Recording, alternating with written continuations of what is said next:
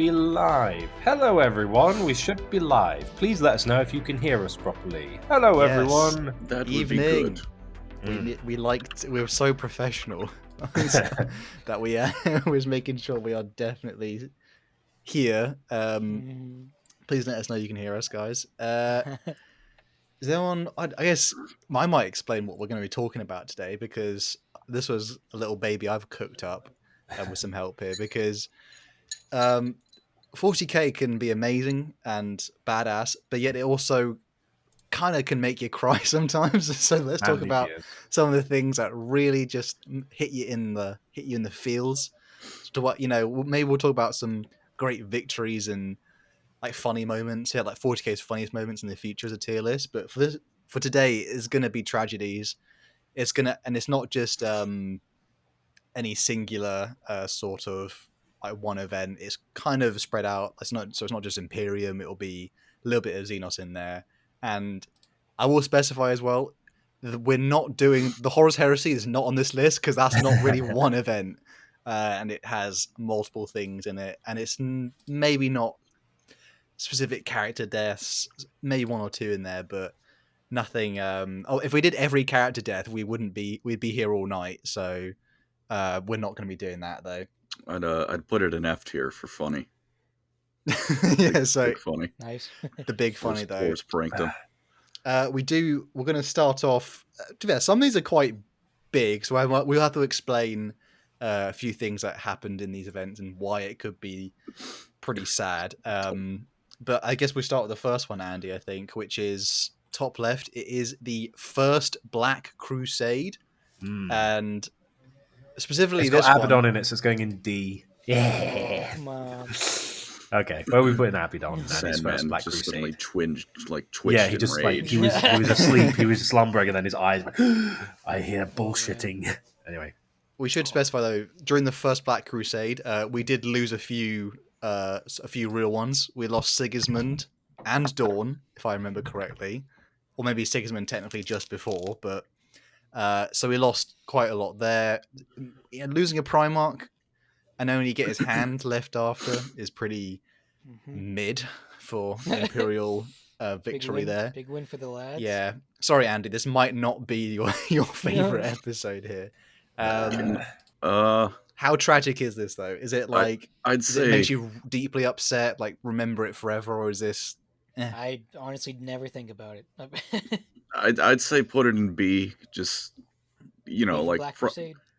B for Black Crusade. Primarch loss, not great. Sigismund, not great. But like, what was Rogaldorn gonna do? He was gonna build forts. Well, we already had Cadia. Cadia was built without much of. It's gonna have a cry. Like much stuff. Was Dorn? I don't think Dorn was that involved in Cadia. Like, clearly you can build defensive structures without him being around. No, you can build a fence. You don't. He's not like planning permission. Do you guys call it planning permission in North America as well? No, Which is like, I don't know what it is. Someone mentioned. Well, it's like if you want to put an extension on your house, you need planning permission. From your council. I don't know if we call it that. We just said like you need like city approval or from whatever. Yeah. So you can build like a shed without Dawn knocking your door, going, it's not fortified correctly. I don't know what this was from, but you've reminded me. I took a photo of a book I was reading. It was like, Dawn had apparently declared the fortress to be adequate. High praise indeed from the dispassionate lord of the Imperium's greatest siege masters. It's from the Blood Angels omnibus. It's just like the idea of Dawn going adequate is like, yeah, well done, guys. Some guy just fainted immediately as soon as he said that. I do think that one, it's pretty. It doesn't get anyone upset. I mean, it is tragic for Sigismund mostly. I don't think I'm that upset about Dawn going, but poor Sigismund, he did get to spit on Abaddon's face and literally. He did get cut in half. All right. Whoops. Now I feel yeah. the opposite way. All right. Fuck yeah. Dorn, So a little bit harder because we should. Yeah. Sigismund, he stabbed Abaddon right in the heart. But then Abaddon literally ripped him in two, and then Sigismund, with his legs missing, went, "Screw you, you suck." I think we have is that a donation here? Is it by Dorn? Thank do you want to get that one, Eli?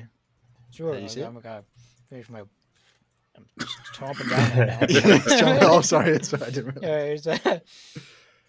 missed last stream where chat was pretending to be Vulcan and Colin was doing the best Eldar child impression. That is a classic occurrence. Fucking lighting me up.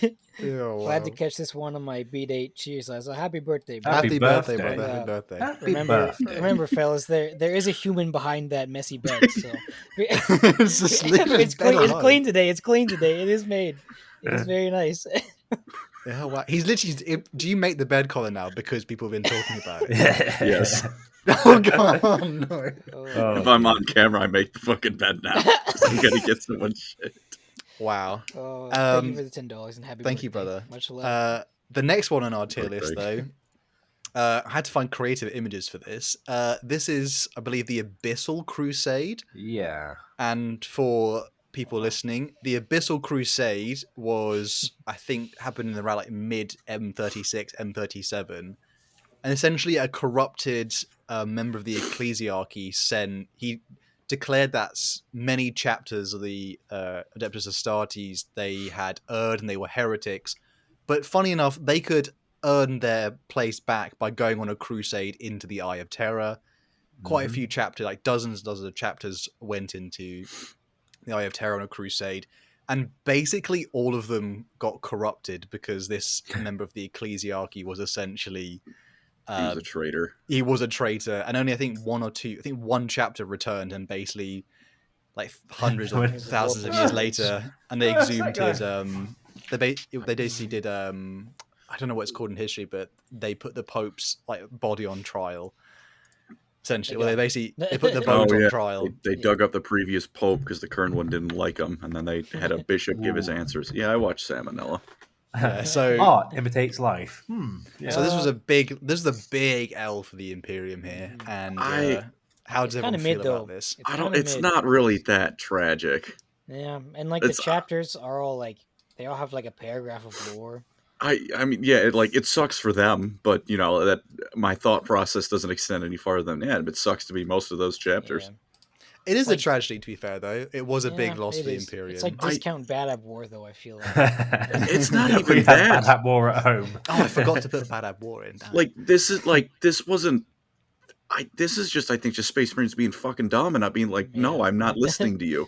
This wasn't the Bad Ab War. This was where it was, they were containing it, and then the chapter stopped like listening to the Imperium. This was some dude was like, hey, all of you go into the literal mouth of hell. And they're like, yeah, okay, sounds good to me. And they died. I think it's not even that. I think it's more of a case of like, well, are you a pussy? You're not going to go into the Eye of Terror. It's like, no, I'm not a pussy. It's like, sure. You and you got lots of muscles. You used to be a bit of a scaredy cat. I'm not afraid of the Eye of Terror, Dad. So this is like the equivalent of children going, I bet you won't touch that rock over there. And you're like, yeah, I will. And they basically run over, touch the rock, and then they realize I bet you won't lick the icy pole. It's like, yeah, I will. Right, yeah. Also, like, how many Space Marine chapters was it? I want to say it was like 20-something. Yeah. I think nearly 20,000 were lost. Yeah, all right, so it's like 20,000 Marines. That many guardsmen die in a day in a single. Like, I do not. They die in a minute. Even with the limited number of Space Marines, there's 1,000 chapter. 20 of them gone isn't going to make a fucking difference. It's not that big of a deal. No, what I always lament is that they say that all the first company Terminators have like a shard of the Emperor's armor in their ceramite. I'm like, all those shards missing. You could have melted those down and made like a thimble. That's a bit of a shame. No. Tiny bit of that a bit of a shame is not a tragedy.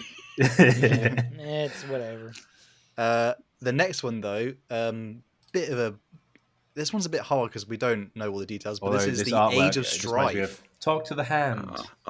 This was for people listening, this was after the sort of the AI revolt of humanity, and essentially loads of psychers just started popping up everywhere across like the many worlds across the galaxy. There's no Imperium at this time, but there's many stories of how during the Great Crusade, like many Space Marine like legions come across cultures where they basically, the ones that survived are the ones that sort of harassed and chained up their psychers during this time, and then ones that didn't basically were overrun by rampant psychic power, and then was a mass like loads and again we don't have like well, only a few characters were probably around there, like the Emperor and some Perpetuals. And Yeah.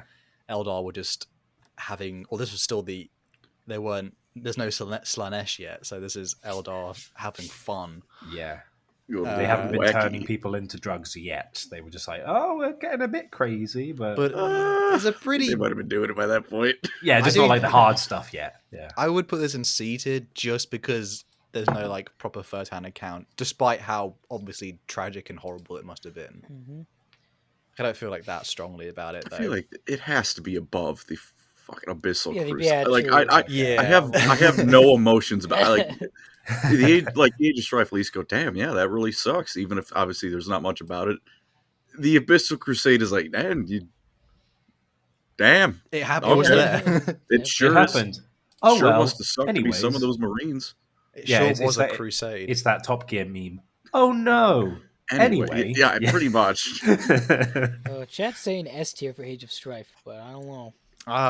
We disagree with you, chat. There. DJ B says it was so bad that Big E came out of his Discord mod cave.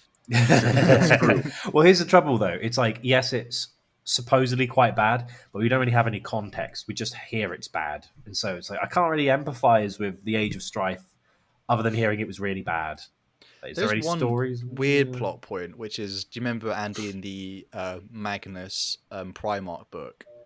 Yeah, it was they land on that planet and there's like a proto ship from Terra, and then essentially they turned it into like a prison for psychers during the Age of Strife, and then Magnus comes into contact with this entity formed of all like the tortured. I think they ripped the souls out of people who were psychers, and then all these psychos were like, why did they do that to us? And then Magnus went, but that's the reason the culture survived. And they were like, that's awful. Yeah, I know. But poor Magnus, he did get strapped down to a chair in that book, which is quite funny. Yeah, a really big chair. Do you know, like, literally, because it's like formed, as powerful as Magnus was, this was like formed of thousands and thousands and thousands of psychers. And they basically took him into this, essentially what would be like a modern day prison hospital. Like, it looked really like clean and weird. And they basically strapped him down to a chair and went, you suck. And he went, possibly, but you didn't, you activated my trap card. I'm not even joking. He activated a trap card and he like sealed it away. But yeah, not as tragic as, to be fair, not as tragic as the next thing coming up here. I might have to ask Colin to do some heavy lifting on this one, because this is is it High Fleet Kraken, or one of basically the devastation of Iyanden. Colin, you're gonna explain that. So Iyanden was the most populous craft world by this point. Even after a couple of them got Cyclone torpedoed, they were still the most populous craft world. And then the Hive Fleet showed up. And they're like, all right, this is a problem, but we can handle this. And then, like the first wave of Hive ships, were dealt with in space.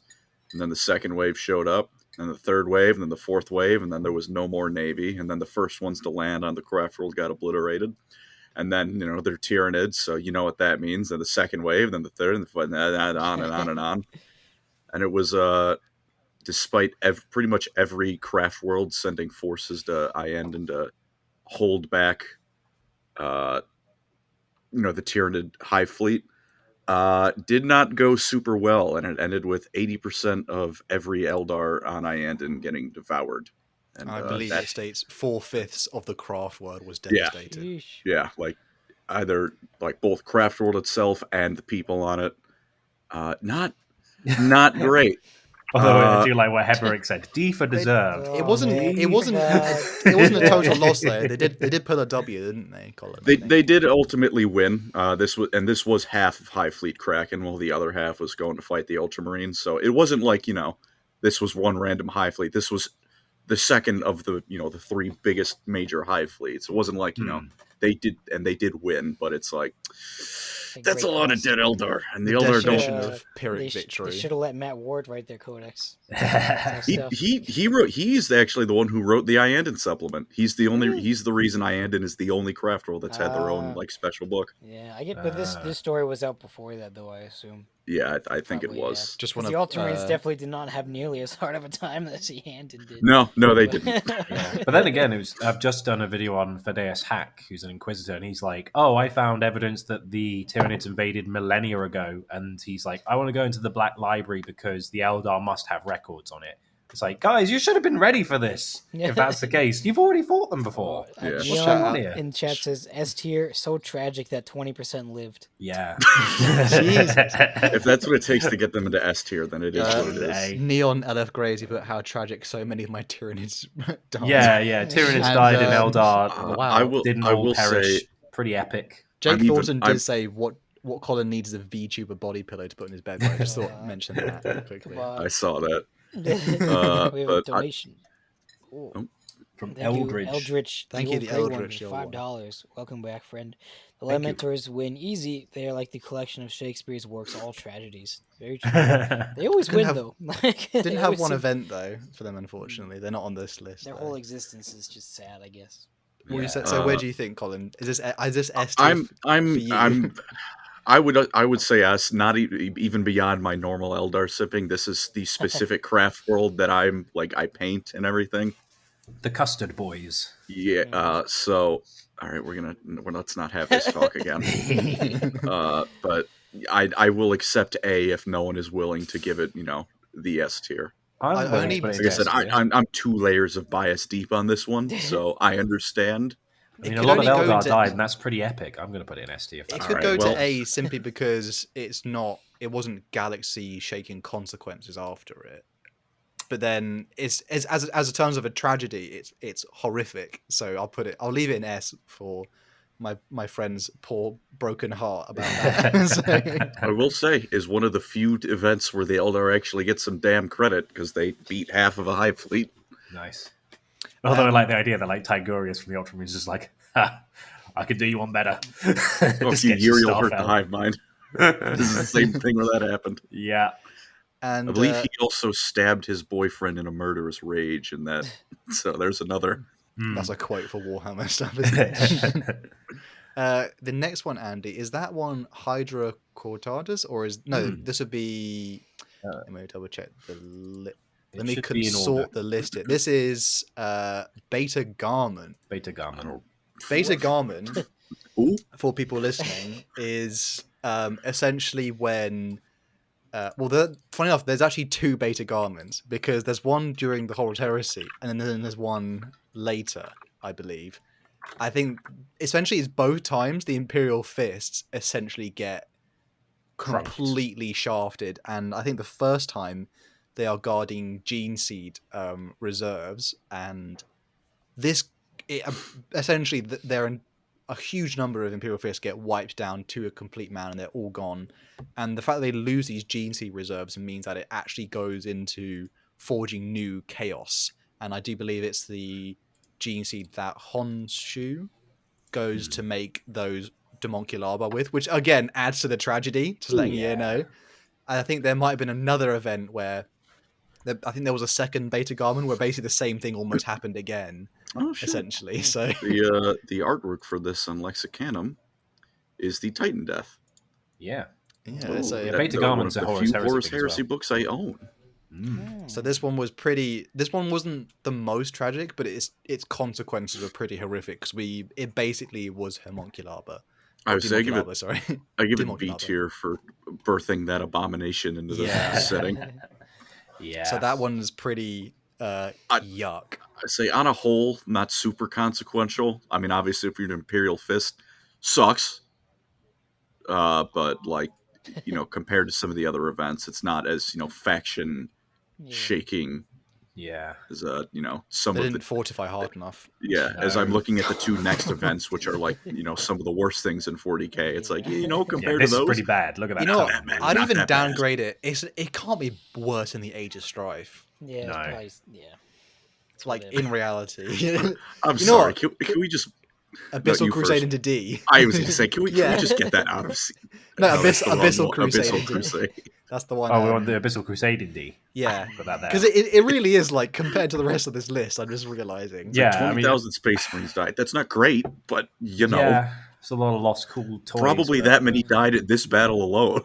Horus Heresy. I mean, Horus, like the first battle of Horus Heresy, like Istvan, like way more Astartes side than 20,000. That was way worse. And these are successors, so it doesn't count.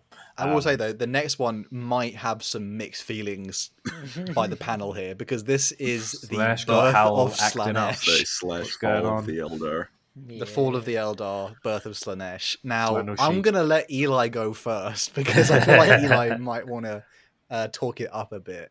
It's a split decision. I'm a big Eldar fan, but I mean, they got what they deserved, and Necrons rule the galaxy now, so... Put it in A tier. I don't know. I would like, now that since we're officially recording and this is live, I would like to state, which I feel like I've said before, but just to say it again, it is not the Craftworld's Eldar's fault for Slaanesh. People always go, it was all the Eldar. The Craftworld Eldar are the ones who left. They were like, no, this is too much. Yeah, it's true. Yeah, it's just as a brief description though. Unless, do you want to talk about that, Andy? Sorry. I was just saying, like, I mean, but the thing is, they left, but like, I'm sure they were doing some messed up stuff. They were just like not quite as. No, they shoplifted. The ones who started it were the ones who just lived on the craft worlds, which by the standards of the old Eldar Empire were just like cargo freighters. So they're the boring Eldar. So like, we're not doing anything. We're not doing any crazy the reasonable stuff. Eldar. According to the people who were snorting people drugs, yes. Oh, yeah. Can't have a setting with it if they were in charge. It inadvertently led to the fall of the Emperor's children, and that's the most sad thing ever. So put that in S tier. I will, just for people who are listening who are not as familiar with it, when I think it's Lorgar Aurelian in his audio drama, where he basically has his vision quest with Chaos, he gets to see like a representation of the fall of the Eldar, and it describes it as essentially a tidal wave of demon flesh flooding over all of the trillions at probably this time Eldar in essentially the blink of an eye, and their souls are consumed in a wave. And even when Lorgar, I think, sees this for the first time, he goes, "That's horrific," because he sees an entire civilization die almost in a sort of within minutes. I say also, go ahead. Worth mentioning that Orican, the diviner, felt it. He has no soul, and he felt it and was so horrified he hid himself away for centuries. It's definitely it might contest for the #1 spot. I'm not gonna lie, Andy. We should put it into the very top of. I think it's worse than the Andin by far. Yeah, pretty bad. Eye of Terror, pretty bad. On scale, it is, but it's another one. It's like the Age of Strife, where it's like there's not too much detail. We have some characters that Sandman of Terror into the chat with our bad mouthing of the Black Legion and Abaddon. Hi, Ed. We didn't say anything. It's fine. I'm a Black Legion supporter. I'm with you, bro. Oh, Ed, we need to get you on one of these, brother. We need to have you. We have got not over what they did. If you're interested, Ed, we've got one. We're going to do all of the Horus Heresy books in one tier list, so we'll have to if you feel up for it. But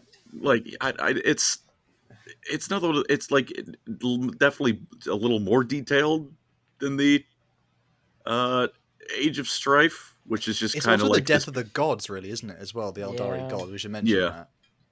For the Eldar, it's the most tragic thing to ever fucking happen. Yeah, too much gooning. The scale is pretty. I mean, to be fair, like so, I think you agree. We don't have first. There's not many people who saw it probably firsthand, other than Eldrad or there's a Vect couple or things like that. Yeah, like a couple Dark Eldar characters. Orican, probably Trazen, because he was probably just dicking around for fun. Why not? Tried to grab a quick demon before it. Probably tried to grab Slaanesh.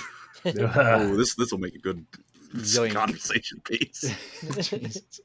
No, this one's pretty horrific, but nothing quite hits. To be fair, having said that, nothing quite hits as hard as the fall of Cadia. Even I have to admit, big sad. Even if I find it, a little goofy. Abaddon gooned. Does anyone want to explain the fall of Cadia for why they think it should be in that spot? Abaddon turned Cadia into a deviled egg. Look at that. Makes me sad.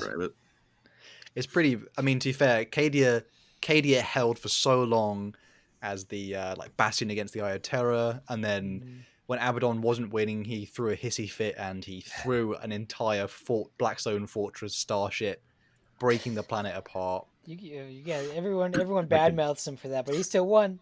Well, He still won. Yeah, basically but that's just, like the football team that still won by essentially like tackling, getting rid of their enemy's best player by tackling him illegally or something. He just had an oversized Beyblade, and he was like, Beyblade, just chucked it. It's got big pointy bits. I mean, it did result in the Great Rift. I think one Blackstone Fortress for one Great Rift is Yeah. I think that's a fair elixir trade. Yeah, that's a good equation. It's also, you know, a little bit tragic too, because in real life, it like the Warhammer plotline ended at 4999. Yeah, like for what is it, like 20 years or something real world time? It's like, yep, storyline no going forward. So, you know, for 20 real human being years, it was like, yeah, that's Cadia. It's still there. It's holding out. And then doesn't that line up with wasn't. the historical inspiration for, is it Candia? Was it Cabri or something? The city that the Ottomans sieged for over 20 years, which is what inspired Cadia in Warhammer, I think also was sieged for over 20 years. So that's pretty on point. The siege, I feel like everyone knows about. Oh yeah, it is Candia. For 21 years, the second longest siege in history. God damn. Dang. Wow. Yeah.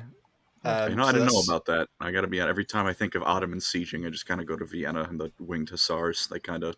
Oh, the charge. Yeah. The alliance. The Winged Hussars are coming. Also, a detail I like about it, again, the Cadian Guard, the famous, the planet broke before the Guard did.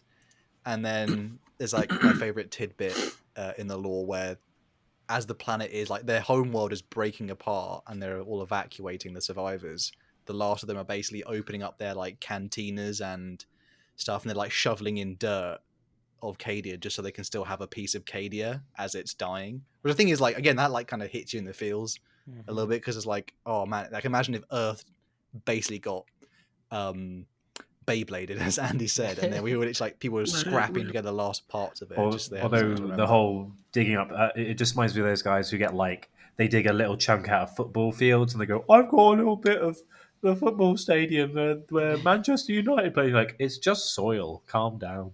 Is that why they don't like, you know, in like tourist areas, they don't let, like back in the day, it must have been wild because they didn't have all these like fences and stuff. So people, how many people do you reckon have a bit of Stonehenge? Like, you know what I mean? Like, how many people? Yeah, like how was it in the Colosseum as well? There's a story about a guy, was it last year, who carved his name into the Roman Colosseum, and he was arrested because people just go like, I just want a piece of it. I want to do something. To be fair, that's very in touch with what the Romans probably were doing with the place. They graffiti everywhere.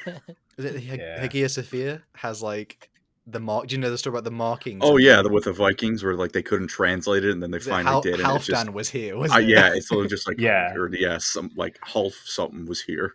They thought it was some religious significance. Yeah, they're just, I was like, here. bro Typical leaving Norseman. his mark. Do you reckon like our generation will, you know, like the S people should draw in school? Yeah, my gosh. How is that universal, by the way? How is it I can say that, and then people like thousands who went to school literally on the other side of the world were like, yeah, the same thing. Just like open the Necronomicon and there's like an occult reference. Oh no, it summons a demon when carved into someone's skin. Oh no. Halo, the sacred icon. Exactly. Speaking of the next tragedy, this one is the cybernetic revolt. See at best. Yeah. It sounds pretty crazy. And like they obviously had to work together to stop it, right? Yeah, but it's the same thing as the Age of Strife. I mean, it's part of the Age of Strife. It was before it, technically. So the Age of Strife happened, I think, 2,000 years after. I think it's better than the Age of Strife. Because it's a little bit more descriptor, I feel like. It sounds. We still have Men of Iron. We have some Men of Iron. It's just a shame that it's more memorable to me when I think about it. It's like you could have the Terminator and iRobot and all sorts of stuff. But the trouble is, it's just that problem of, the Age of Strife was bad when we had no technology. It's like, oh yeah, you got any stories about it? No. It sucked. At least there's some Men of Iron kicking around still. Supposedly. And there's also the tragedy that because of the cybernetic revolt, it led to the creation of servitors.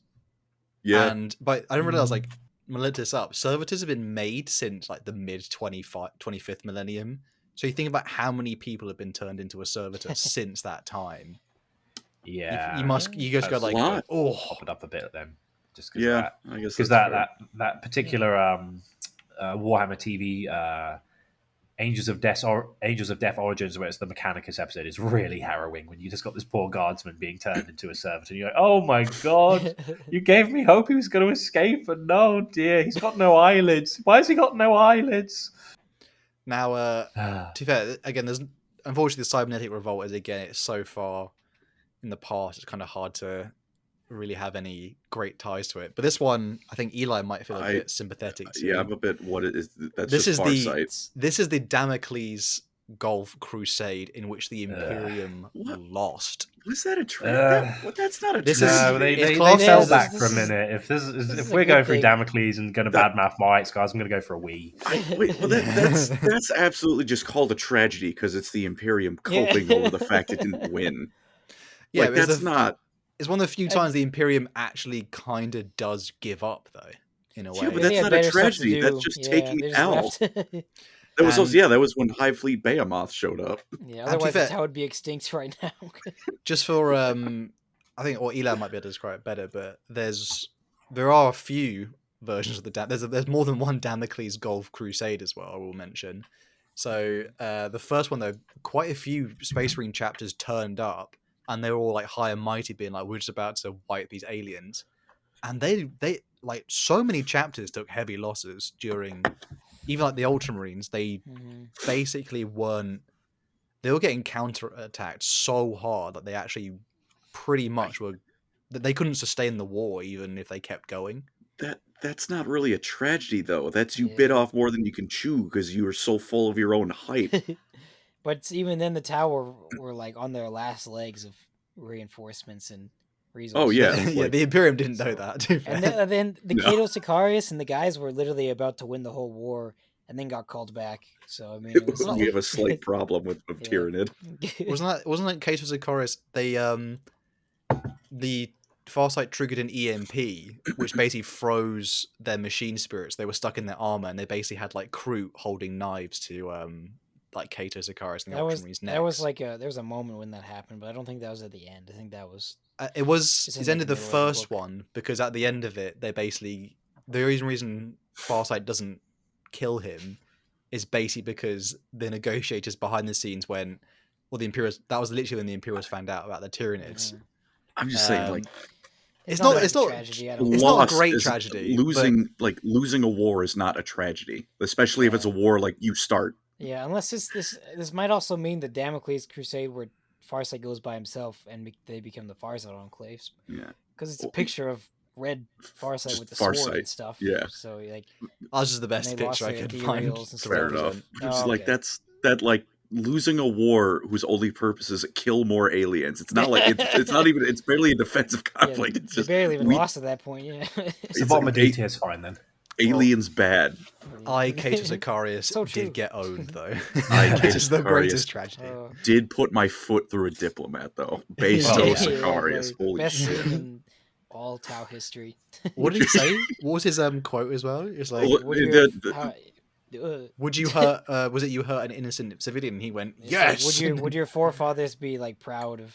Yeah, it's like, would your forefathers be? She wasn't even talking to Cato Sicarius. Yeah, she got like this other guy listening to her, and then he was about to like surrender to the water caste, and then Cato Sicarius comes bursting through the door and stomps her head in and freaking flattens her. Turns into a flip flop. Crunch. I'm Cato Sicarius. Like, I love that guy. He doesn't give a fuck. His boot was sticky after that. Poor guy. You know, like when you go into a nightclub and the floor's sticky, it's like, oh, what's that? It's like, oh, it's just brain matter. Anyway, real shit. This is a bit bigger, this one. This one is... I didn't want to put the Horus Heresy, because that's just too big. So this is the wounding of the Emperor of Mankind. Elbozo. This is the crux in which basically the 41st millennium is... The grimdark future is responsible. What, is let him achieve godhood. So, I mean, like... kind of cool. Nice. Again, technically it's also the death of Horus. It's the death of Sanguinius in a way. It's the vengeful spirit's sort of conclusion. Yeah, and it's pretty much the interment of It's also should mention it's the death of Malkador, the hero, big sad, on the throne, and it's the imprisonment of the Emperor, who we found out in recent lore basically was screaming to not put him on the throne, but no one could hear him but Malkador. and the Emperor's like, I don't have to be on the throne. I don't have to be on the throne, but no one can hear him, so they put him on the throne. Oof. And it's pretty. Yeah, that's like a recent thing in lore where he actually is basically saying he could survive without being on the throne, but they do it anyway just because of the power. It's just, you know, like imagine being be on it. Not quite. I think it was more to hold back the like it was implied that the Emperor could have healed if he stayed off the throne, but because he was so wounded, there was no one could hear him. Oh, that sucks. I just really it's just like imagine the most uncomfortable chair you've ever sat in your life, and you have to sit on it forever. That's all it was. It wasn't any healing. It's just like, it's so uncomfortable. Please don't.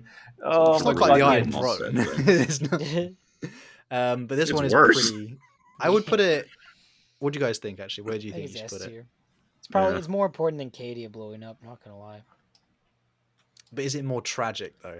I feel worse for those. I feel worse for those guardsmen than the God Emperor. Yeah, I think Cadia just hits like too strong because it's like mortal men, isn't it? It's like average blokes and women. But then... also Trajan just dumping Pokeballs worth of shit. Abomination. Custodian, I choose you. That guy must have been like the company of Horus Heresy Ultramarines on the battlefield. He just threw them out there. It was like, have fun, guys. And they're just like, where are we? I don't know. Courage and honor. Courage and honor. Off we go. Are those Chaos Space Marines? They're still around? Edmund the Spiffing asks, so what's the point of the Throne of Terror books? That's because the Golden Throne is basically old as hell, and they have to keep the Mechanicum, which Mechanicus have kept repairing it for 10,000 years, but essentially it's been breaking down.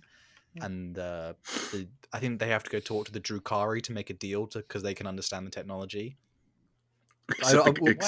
Except the homunculus that showed up didn't do anything. He just basked in the pain of the Emperor. Well, they basically, the Drukhari agreed to help repair the throne for a fee, and they essentially, the Drukhari's current like plotline is essentially them making like a dark golden throne to essentially close off all the wounds the Yunari made in Comoros. And they're trying to clone the Emperor as well to make like a puppet. Why would you ask the because desperate times. Because the Throne of Terror, the Golden Throne, is made of technology that is a mixed match of like human and Xenos technology, and I think the Drukhari are the only ones who have some people who are old enough to understand the Xenos tech. Not the regular Eldar, like the good guys. well, the Drukhari are the only ones who keep certain people alive, whereas the Crawford, if I'm right, Colin, they let most of them only live to like 1,000 years. Is it? It's the Craftworld Eldar do technically have a bit of a shorter lifespan, although that's also because like the Dark Eldar are like vampires, and as long as they get their soul juice, they like as long as they see someone get kicked in the balls from as long as they watch enough like ball kicking compilations on Dark Eldar YouTube, they can go back at it. Did it was it cock and ball torture? CBT cock and ball torture. It's like it just the soul. The Golden Throne is just like, imagine if you had a Nokia 3310, but you needed to still call your mum occasionally. And it's like, I need to keep the connection going. I need to go to the old lore, the old tech, to keep it going and updated with new software, even though they don't make it anymore. So, except in this Nokia still works. In this case, if you don't call your mom, the phone explodes. Exactly. Yeah, everyone after this, go call their mum and tell them you miss her, right? What is the next one, by the way? This one is... if that's just the death of Sanguinius, the whole event surrounding Goj Vandire. Oh. If anyone want to explain for the good people... We got the Sisters of Battle out of it, which is pretty awesome. Yeah. Does anyone want to explain like what basically the sort of rundown of that event for the people? So like, imagine if the Pope tried to usurp Jesus Christ himself. That's Goj Vandire and the Emperor. And Goj was like, I'm in charge now. I'm going to rule the Imperium myself. Because he was in charge of the Ecclesiarchy and the Ministor? Oh, yeah, I think it was the Administratum, man. Yeah, the Administratum. He was like the first High Lord of Terror to have like 2 leading positions. And then he was just like, I don't need the rest of you. So, and everyone's like, I don't know about that. So, they were also like the 2 most important positions, the Imperial Faith and the bureaucrats who are in charge of sending everything everywhere. Mm-hmm. So yeah, he kind of won the game of politics. He almost ripped the Imperium in two, though, as I think even the Astartes were preparing to especially basically the Imperial go Fist. civil war. Because the thing as well, before this concluded, the Ecclesiarchy had a standing army. I think it was called the Fraternus Militia. Yeah. And it was just like a bunch of blokes who were like, I'll flagellate myself and then I'll whip you. And you're like, oh no. And at the end of the war, they were like, no, you can't have it. The rules were something like you cannot now draft men. You cannot deploy men at arms or something. And then they were like that. Well, that's fine. Men. Well, we got some ladies who we can ask for some help. But to be fair, as some context, many people, essentially anyone he didn't like, even entire like systems and planets, would just declared heretics, like all of them. So a lot of people did die during his reign because essentially he was like, that one administrator who I don't like, or other High Lord, he's kind of from that planet. He's got a power base there. I'll call him some favors. A few exterminators here and there and things like that. So it got pretty dicey. Does anyone want to explain though how he did get his teeth kicked in the end? So basically, sorry, did you want to go? Oh, if you want, Kate, you want to go, you can do. Well, basically, there was a faction called the Daughters of the Emperor who were on this kind of strange world, and they were like, we're warrior. Daughters of the Emperor. Daughters of the Brides of the Emperor. Brides are later, is it? Brides are later, yeah, because I think it's Daughters of the Emperor, and they're like warrior women, and go just like, this is a good idea. So he uses his Rosarius to be like, shoot me, and I will not be harmed because I'm protected by the Emperor. They didn't know he had like a refraction field in his Rosarius. Yeah, it's just like an energy shield. It's like, he's divinely protected by the Emperor, and he's like, cool. I'm going to do all this weird shit. And so when he was in the Imperial Palace, I think it's the Imperial Fist and some other Astartes chapters like, right, we're going to stop him. And they go into the palace, and all of a sudden they start getting gunned down by the now brides of the Emperor. And they're like, what is this? Who is this lady with the armor? And then eventually Amon Toromachian, who's a custodian, is like, this isn't very good. I better tell them, like, oh, by the way, what's her name in charge of the daughters? No. St. Catherine? No, Catherine's later. It was the head sister of battle by that, whoever she was. It's not Amelia, is it? Dominica. Amelia Dominica? Sure. Something Dominica. Might be Dominica, I think. I think it's definitely Dominica. And then Ammon's like, by the way, you've been tricked. And so she goes and cuts his head off. And then afterwards they're like, we can't have a standing military that are made of men for the ecclesiarchy, but these ladies, they're quite pious and pure, and they're very good at, praising the emperor. I guess we'll let Dominica be in charge because she's kind of sorted things out pretty neatly and tidily, And that's not. And then Ammon, I guess, goes back to bed because he's asleep. You also forgot. Okay, go ahead. You bring up Sebastian Thor.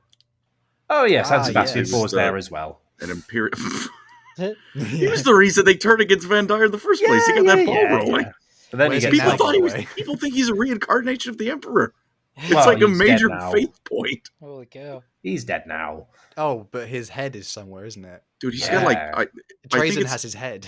It's an in-universe joke, I'm pretty sure, that like among Inquisitors, that if you got every like supposed body part of Sebastian Thor, he'd have like 5 heads, 50 arms. Because like so many people have claimed to have his body parts. Trajan's like just has a slightly more valid claim because his head is preserved and not just a skull. Where would you guys put it on the list though? I don't think it's not the most tragic. Yeah, it's more of a good thing. It's not the epilogue. Yeah, it's a net good. Yeah, less men with net good playing. No, but his whole existence though. His whole like existence was a pretty negative overall experience for everyone. I think maybe it's below the age of strife, surely. I give it like middle of C tier because it's like, that sucks, but that's. But now we have the Sororitas and they're awesome. Cool. Let me check my next one here. I believe this one is Titans. The next one is the Hydra Caudatus. I believe it's called that. That's something. Those are words. Yeah, that has to do with believe Alpha this Legion, might be Hydra Caudatus is the largest. It might be classed as the largest battle in the Heresies. I think it's the largest Titan battle, at least. I think in the entire Heresy. I'm not thinking. Or was that Beta Garmin? No, we did Beta Garmin, but Hydra Caudatus is. If I remember, I think off the top of my head, is possibly like one of the most apocalyptic battles that ever happened. And it was, I think if does anyone here remember correctly, was it the final stop before the Horus like pushed onto? I believe it's where things like Titan Death and stuff like that happen, isn't it? Where it's like the last push before they rally at Ulanor to go for the throne world. Yeah, this one was, I mean, a lot of the other, I don't think any other battle we probably have on here quite compares in terms of like humans fighting each other. It was ridiculous the amount of like Titans and Imperial Guard and Legionaries were fighting on the field, and essentially it was just a ridiculously large bloodbath. And I mean, I wish I had like more lore to kind of go off from the top of my head, because it is pretty cool battle, but unfortunately it is only one battle. It is considered a tragedy because the Imperium, it was kind of one of their last-ditch efforts to really hold Horus in place, and the traitors managed to pull out a victory on here. It was close, though, to be fair. And again, it led to sort of the push towards Terra. But again, it's only one battle, though, unfortunately. That is like overall, like that's like the feeling I get towards that isn't tragedy. It's, oh my god, all these Titans are going at it. That's awesome. Yeah. It's nuts. Where do you guys think that should go in the list, then? Bottom of C tier at most, honestly. Because this is where Perturabo's doing a lot of causing trouble. Douglas Watson said I switched up. Beta Garmin is the one I meant, and Hydrocortatus is the. Which they're in the right, but we're going next to each other anyway, so it's fine, I think. Yeah. In my brain, they're basically quite. No, I'm thinking of a different one. Never mind. Big robots were fighting. The big robots were. Mum, Dad, the robots were fighting again. It was BattleTech for people with way too much disposable income. And the next one, though, I mean, we all know this one. This is Istvan 3. Oh, sorry. We put in a C tier, or the thing is, it's so forgettable. We were switching it up with the other ones. That's the trouble. Thanks for the assist there, brothers, though, in the chats. Thank you. Yeah. Next one is Istvan 3, though. S tier. It's gotta be S. That's the only Horus Heresy event that gets any fucking emotion out of me. Yeah. Does anyone want to go through the details of that just for the listeners? Can I take this one since it's the only Horus Heresy? Yeah, you do. I'll cry if I talk about it. So this was after the the Traitor Legions became the Traitor Legions, at least I believe 5 of them. Sons of Horus, Death Guard, World Eaters, Emperor's Children. I feel like I'm missing one that was at Istvan. No, Istvan 3, yeah, you're correct, yeah. Oh, I don't know. I always throw in the Word Bearers for some reason. It's like Sons of Horus, Emperor's Children, Death Guard, and World Eaters. So it's like 3 of the 4 champions of the 4, and then Thousand Sons just aren't there, and then instead you've got Chaos Undivided champions, which are Sons of Horus. So it makes sense. And so that was they decided they're going to betray the Emperor, but they needed to make sure that everyone in their number was actually, really down for it, wouldn't ultimately defect, because the news hadn't clown boys. Because the news hadn't fully filtered down throughout the legions. So the Primarchs and those who they knew were loyal to them and were down with the whole, joining hell thing, got together and went through their forces and selected troops that they did not feel, like I said, would follow them into hell. They feared they would either, stay loyal to the Imperium, or they just weren't motivated enough. And on the planet of Istvan 3, which was scheduled for a compliance anyway, it was, doing a little bit of rebellion, I believe. They sent those forces down, and it was a couple of them thought it was a bit weird, especially Eidolon, right? He was the one who... Fulgrim wasn't at the Battle of Istvan 3, so Eidolon was in charge instead. A couple of them on the surface.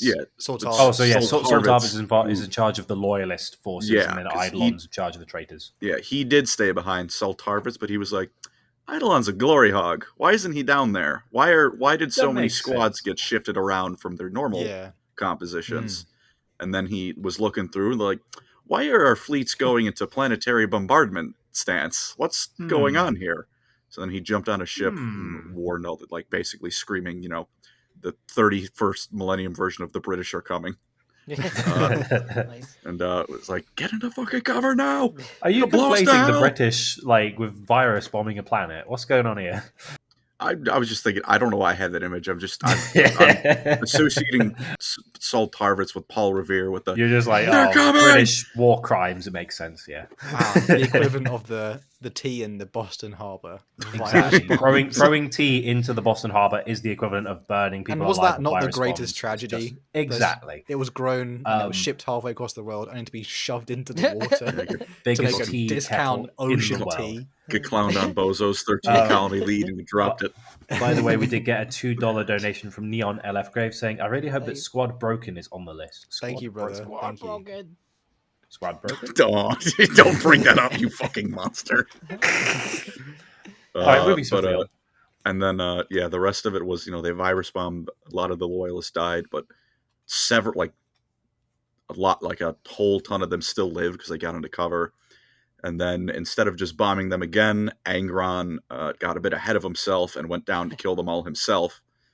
And it was just the first battle of the Horus Heresy, and it was between, not even really between, I mean, obviously it was traitor and loyalist, but it was between members of their own legions. It wasn't, you got the nice, clean, you're an Ultramarine, you're a loyalist, versus you're a son of Horus, you're a traitor. It was same legion, brother fighting brother, and they it's just sad, especially because it's on Isfahan, they're we know we're not making out of this alive one way or another. The best we can do is bring down as many of them with us as we can. And they give it a bloody good effort as well. Yes, they did, to the point that the final, they did eventually just virus bomb the last stand of them, because we have been here for 3 months. We have lost tens of thousands of troops beyond what we already planned to lose. If we invade that final fortress, it's just going to result in another month of a shit fest. A lot of big characters also bite the dust. If anyone's read the first few Horus Heresy books, which I think a few people have, if they just if they read the lore, and Tarek Torgadon, so one of the Mournival and friend of Loken, just gets killed by. Have you heard the one about the bear? The dancing bear, and again, Saul Tarvitz. I do think he did die in that. Some people are like, oh, it's not. Yeah, I think it's confirmed. You didn't see a body. It's not like Marvel guys, okay? It did go. Feels bad. Small one is Vipers, near the guy who is Loken's friend and sort of second command. He goes. Loken technically bites, supposedly gets defeated in there though, and you get Solomon Demeter, who's a Emperor's Children second company captain. He gets the best Emperor's Children. Lucius. If Eli can confirm that, he was in the Fulgrim book, wasn't he?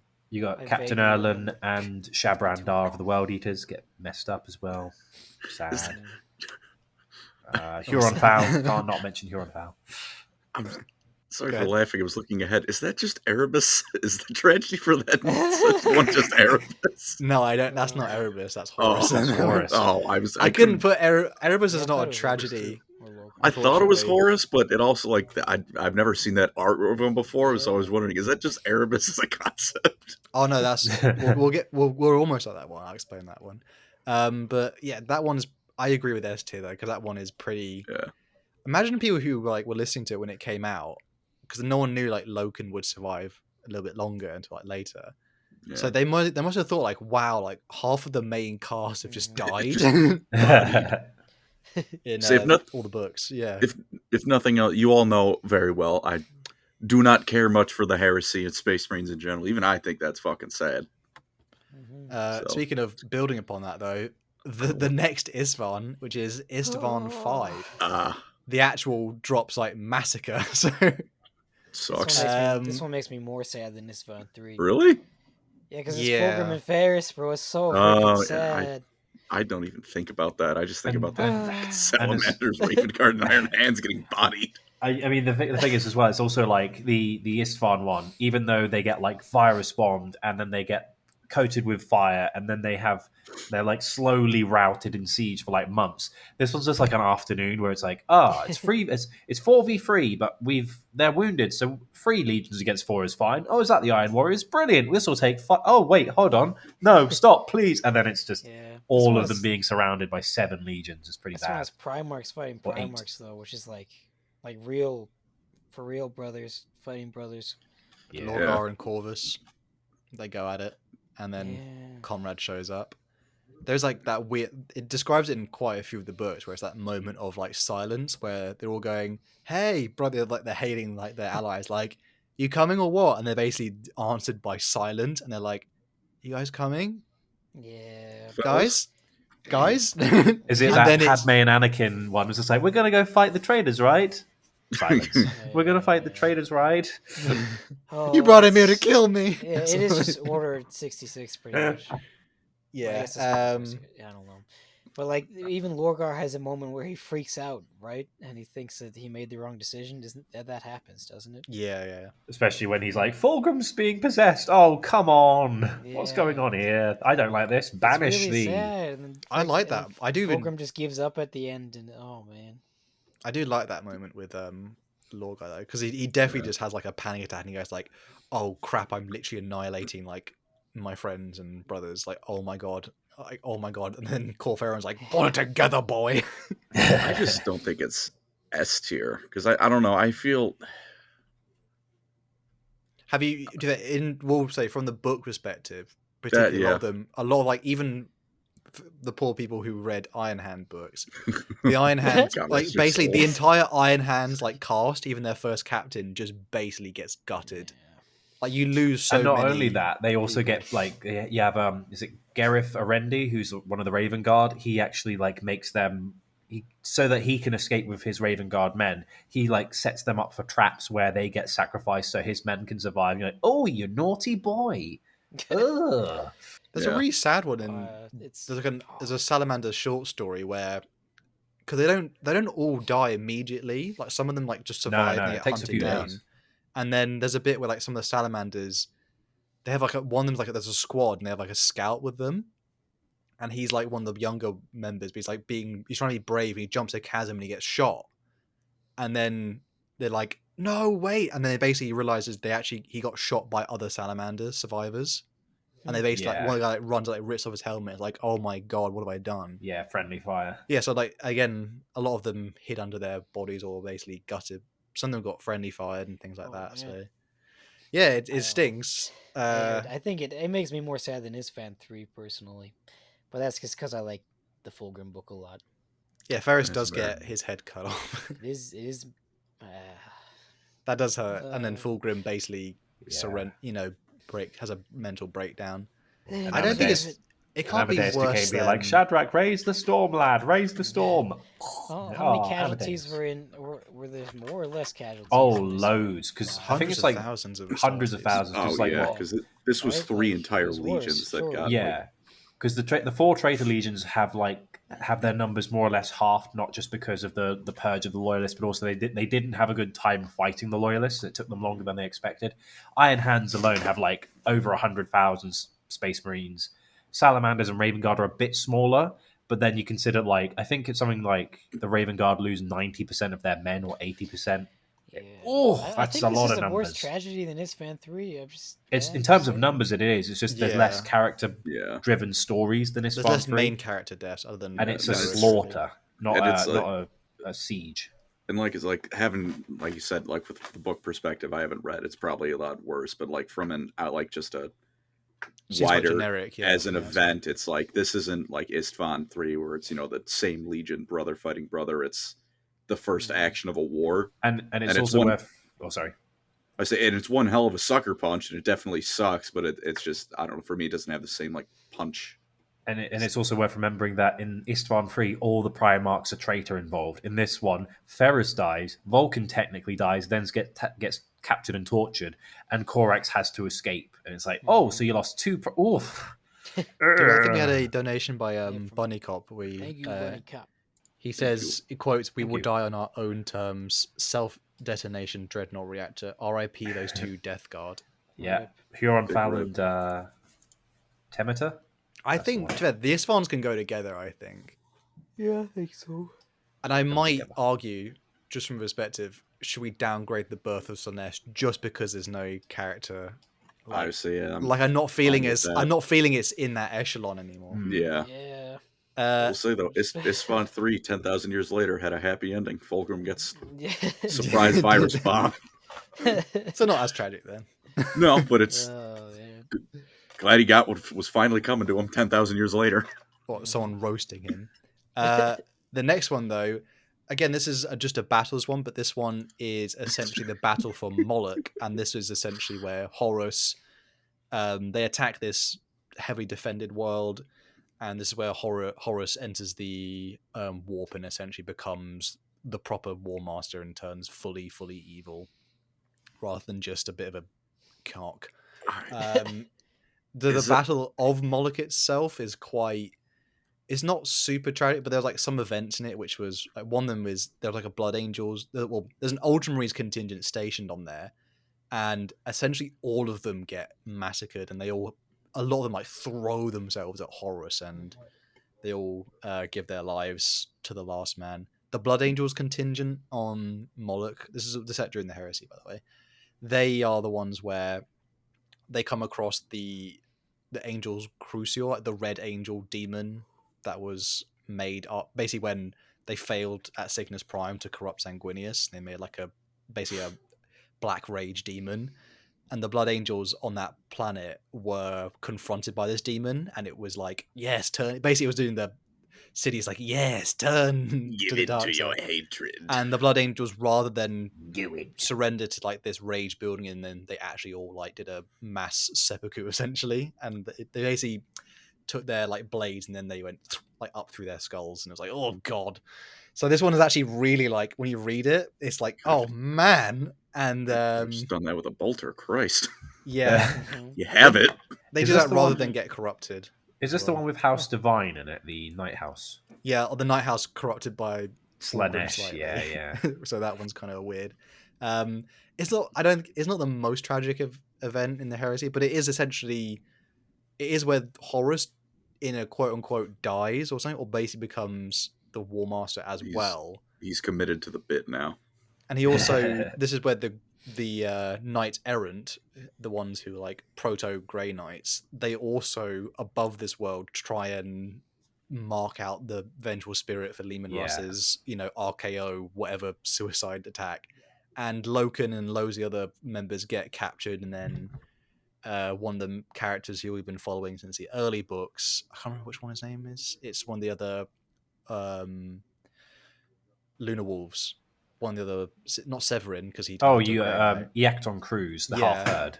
This is the guy who's like basically the old geezer of the Legion, and he's the one who basically he escorts Euphrates Keeler from the Vengeful Spirit on Isfahan 3, so she doesn't die. And he basically gets his two heart, like Horus basically plunges his claw and takes out his two hearts, just stands there on his throne, like twiddling them with his fingers. Feels bad.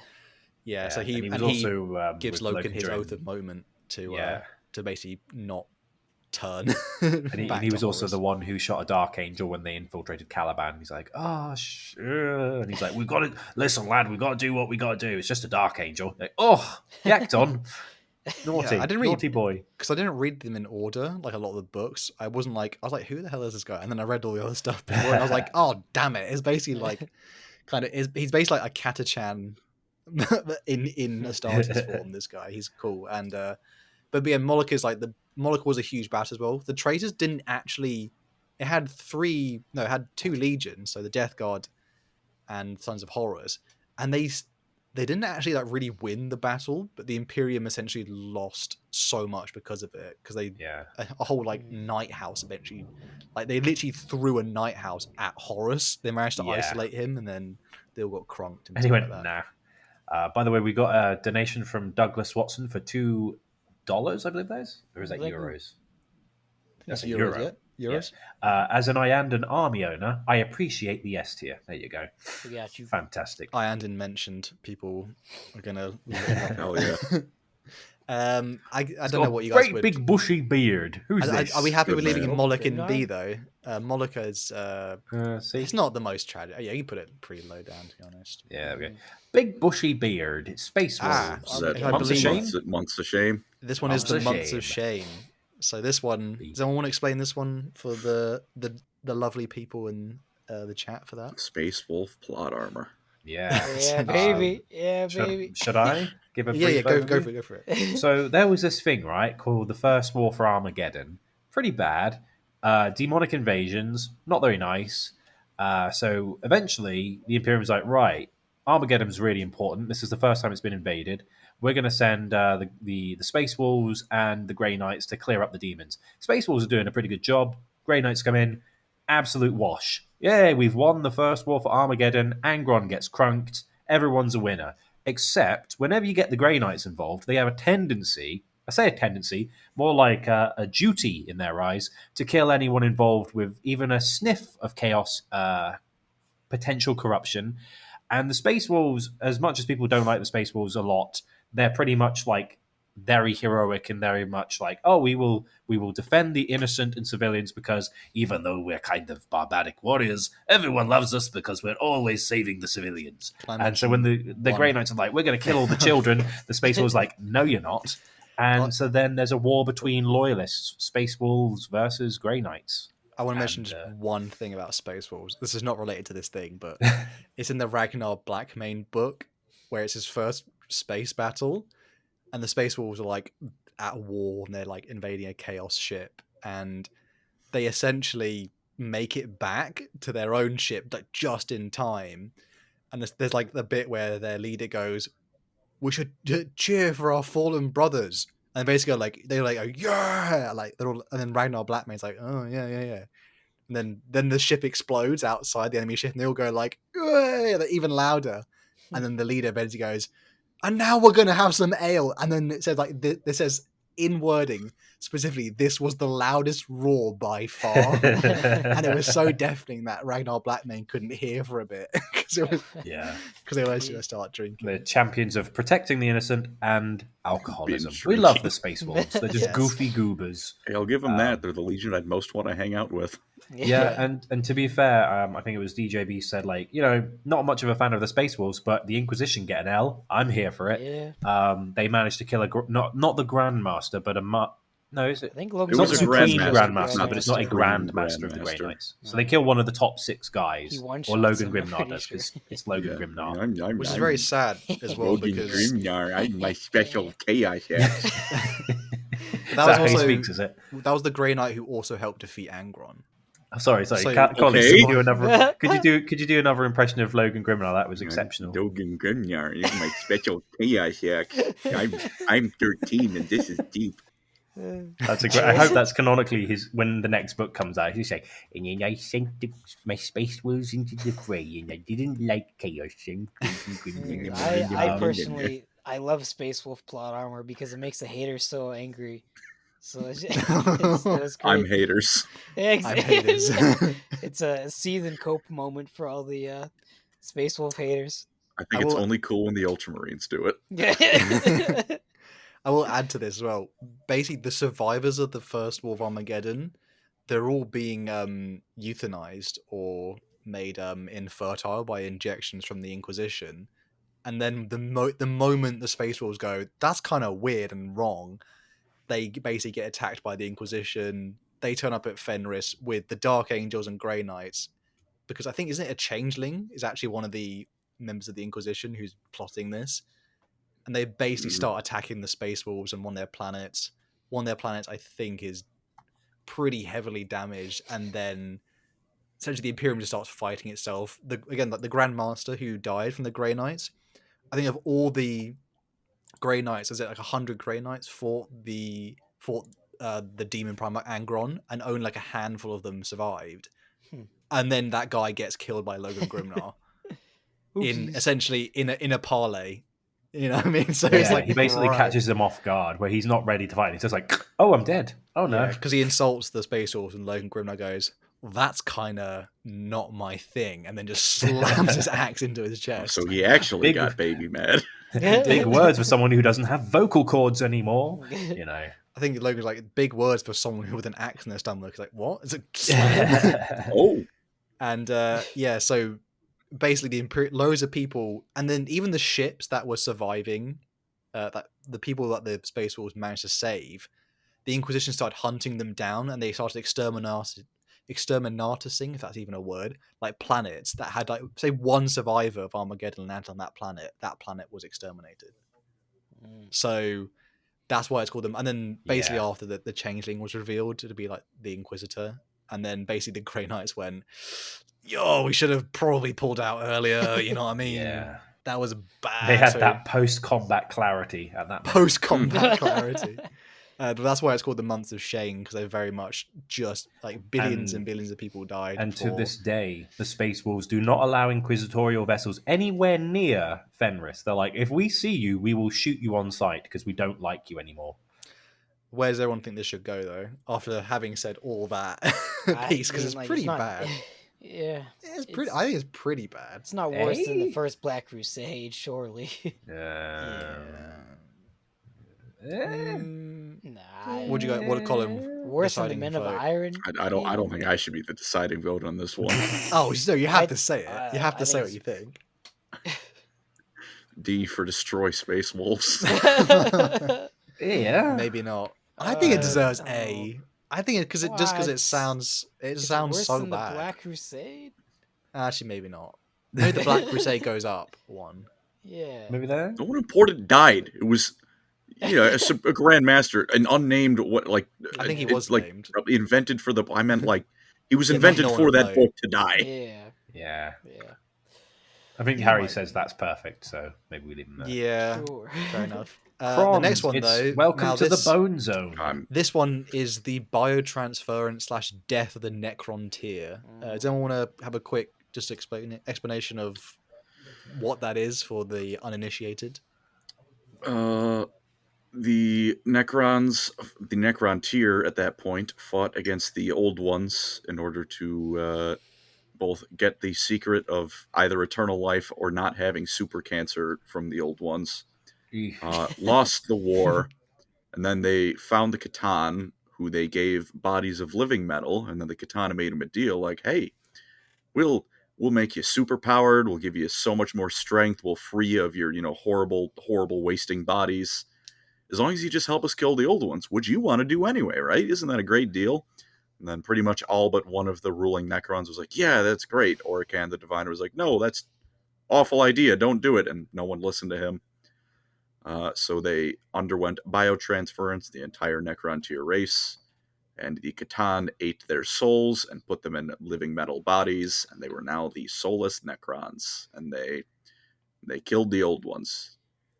And the Twice Dead King book describes it as they are like the entire race, which is like crowded on their homeworld, just has to march towards it, like these massive furnaces. They burn them alive, and then the people die along the way because they're just there's some are too cancer ridden and frail to walk, so people are carrying them on funeral biers, and then eventually they're like, he's dead, and they just drop him. Like, all right, keep marching, keep going. Like, oh, that's pretty bleak. Yeah. But then they get command protocoled, so the Silent King is basically can force control over them, and there will never be another new Necron / Necron tier after this, because the entire race essentially dies and gets copied into metallic bodies. They're not soul transferred, I don't think. They're actually a copy. Also, so 99% of them have no personality anymore. It's just the Necron warriors, ghost of a personality in there. Oh, Water Prince, welcome, brother. Praise the Messiah. We're talking about keep it somber, boys. It's tragic. This is terrible. Soft pensions dancing man. And first of all, that's a mouthful of a name. Good man. Second of all, hell yeah. That is, to be fair, that he is right. He is correct. Fall Reach over Falcadia, my man. Where's everyone want to put this though? Where's everyone want to put the? It's pretty sad. It's sad, but also the Necrons are really hard to like. What? They're just they're just very spiteful and I'm a Necron. And humanity isn't in this set.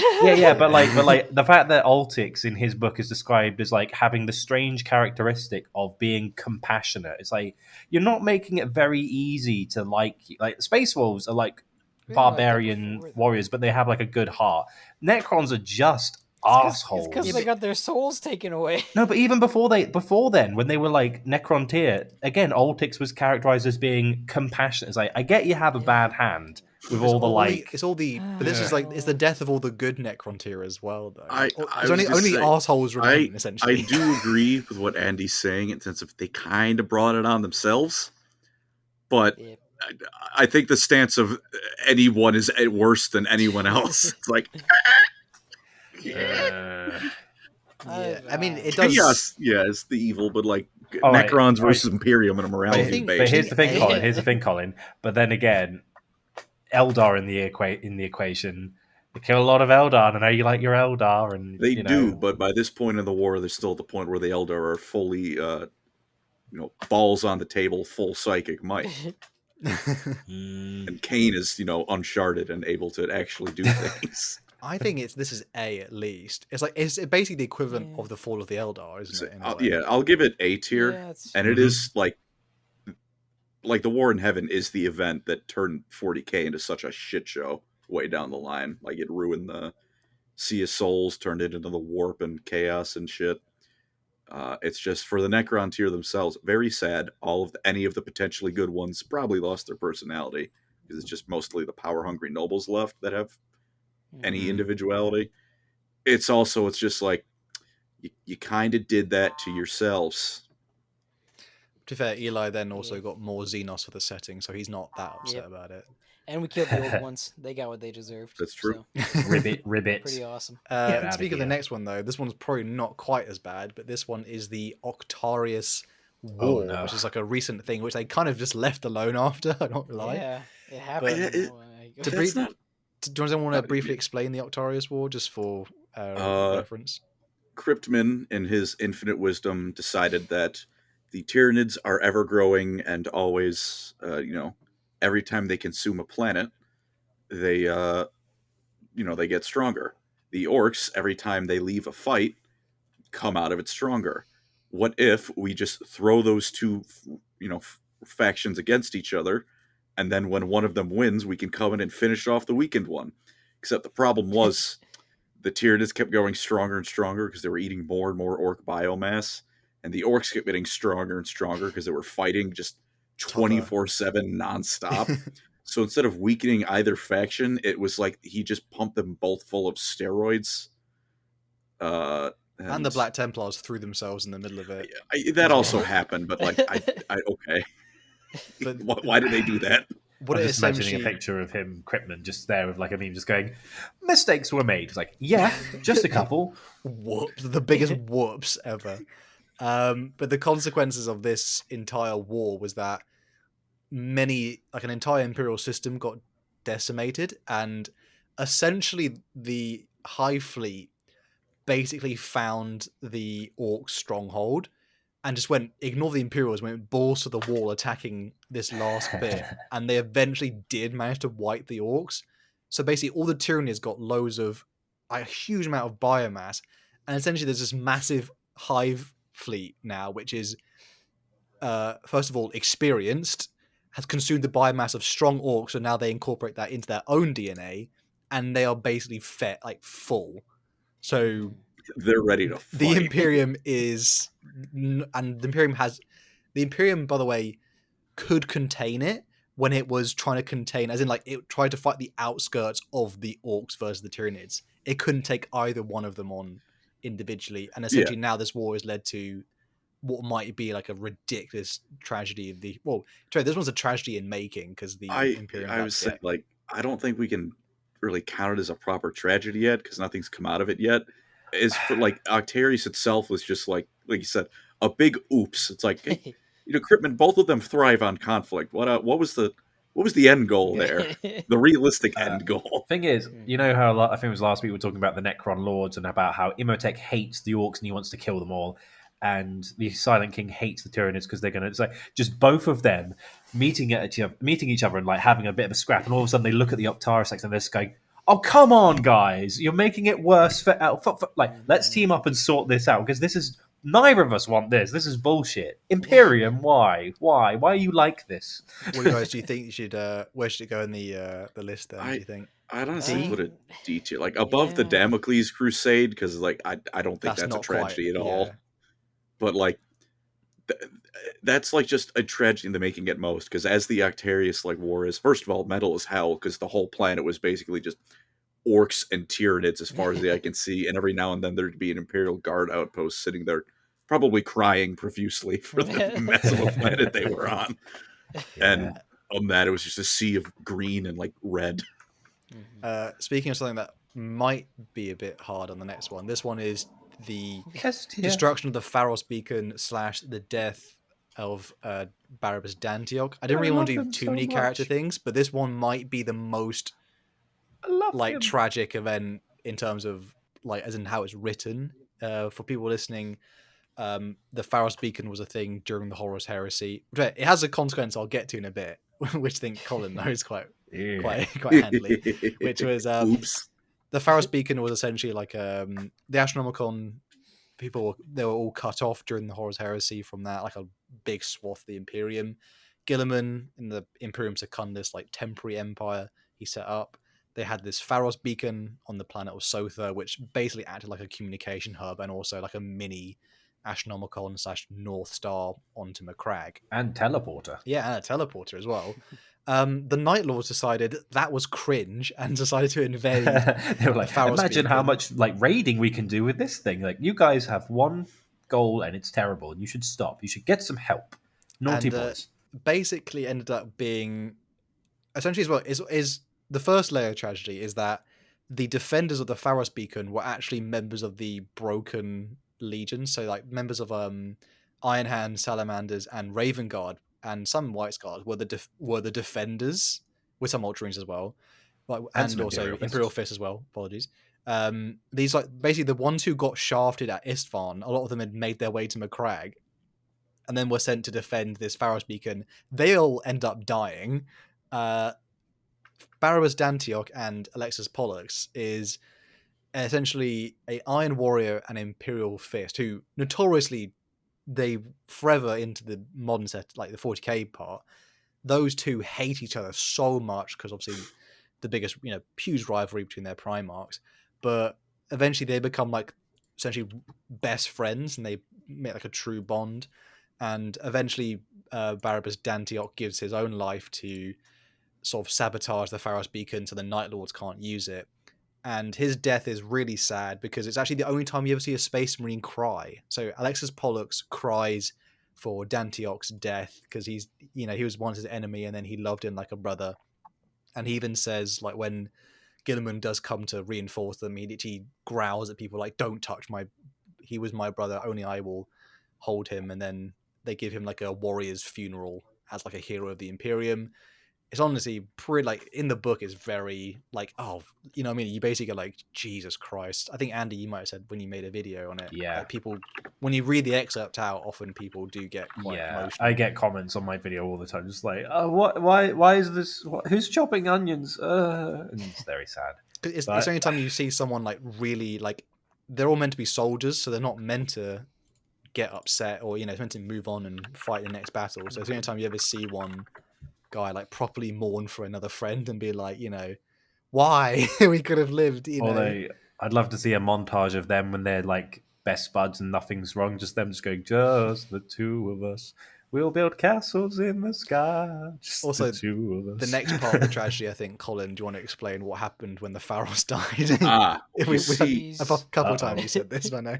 In the real world, it made a pretty big explosion. In the warp, it made a very big explosion, and that explosion was so bright that thousands of light years away, it caught the attention of the Tyranid hive mind, who then realized that Milky Way equals food and promptly shifted courses directly to Milky Way. So it's basically the Tyranids. The ultimate this is the death / rise of the Tyranids one. I think it may be. Again, if someone hasn't really read the book, it's hard to kind of convey how sad this is, but just the Tyranid consequence, I feel it does put it in S tier at least. Yeah. Maybe just below Eandin, because I feel that was more of a whole craft world died. Whereas it's just a couple Barabbas for that little goof. Yeah. Technically Barabbas' fault, the next one above it, so that one's pretty bad. Well, we've got a donation. After you. Oh, do you want me to read it? Yeah, sure. Okay. From incoming backup, Squiggly 30. I'm not sure what that is. Just joined the stream, and for some reason, the death of Boingob isn't in SSS Oh my gear. god, we Truly forgot. shameful. I did not give you the knowledge of Boingob for you to disrespect him as such. Hold on, Can we let me get a Boingob in the chat? For just see if I can find a picture of him. Can we quickly put Boingob? Although it's not quite 40k. His death transcends setting, tragedy across time and space. Let me just find a picture of him quickly. Boingob. For people who didn't catch the previous streams, Boingob is the father of all squigs, and in Age of Sigmar. I can't remember how he died. Did he get? I think he tried to eat the son of Heish, the realm of light, and it burned him. He tried to eat the son. My man got rotisserie chickened, and cow. So goofy. Yeah, Boingob is a bit of a spiritual animal for this. Think about Boingob again. There we go. We fixed it. Sorry, Nice. we won't do that again. King Boingob. He's back. He's back. You cannot get rid of him. God. The next one, though, I didn't really want to do the Horus Heresy, but this is kind of like it's not really one event, but it's multiple, which is the disappearance of the Primarchs. So this is all of their sort of things and how that would have consequences on the setting. Obviously, it can be Corvin's Corax basically crying his eyes out and leaving the tower a year after, basically going, Edgar Allan Poe, and then leaving. Basically, he's like, nevermore. It would have been more tragic if they didn't bring them back. This is like all of the ones after the heresy, right? Yeah, this is post Siege of Terror. I don't think this should really be higher than B, because the thing is, all of them have died or disappeared in a way that's pretty clear. Like, if they need to come back, or if GW wants them back, they will come back. Like, even Rogel Dorn, like, they found his hand, but they never found his body. It's like, that's pretty, like, that's like one of the biggest, like, he's just on a bus, he'll be back later, off-screen deaths. Like, all of the Primarchs after the heresy, like, are perfectly primed to come back. It sucks for the Imperium, and it's bad, but, like, and I know it is a meta reason, but in universe, it's pretty bad. Yeah, for them. It's just like, I don't know, I can't shake the whole feeling of like, they're not dead. They're very much not dead, especially like some of the, like, Corvus, he's just in the warp fucking with Lorgar. Gilliman is back. The Lion was technically part of the heresy, but he's old. But he's back. I mean, there's also I guess maybe the consequence of them leaving or them disappearing is basically the Grimdark universe, because had a Primarch been around, Vulcan was still around. He was kicking for a while, and it still went to crap. Is everyone happy to leave it there in B tier though? Because I think it's not the worst, but it did have consequences that were pretty... but I think the Imperium was on a downward spiral no matter if they were around or not. It was just maybe they could have mitigated it a little bit.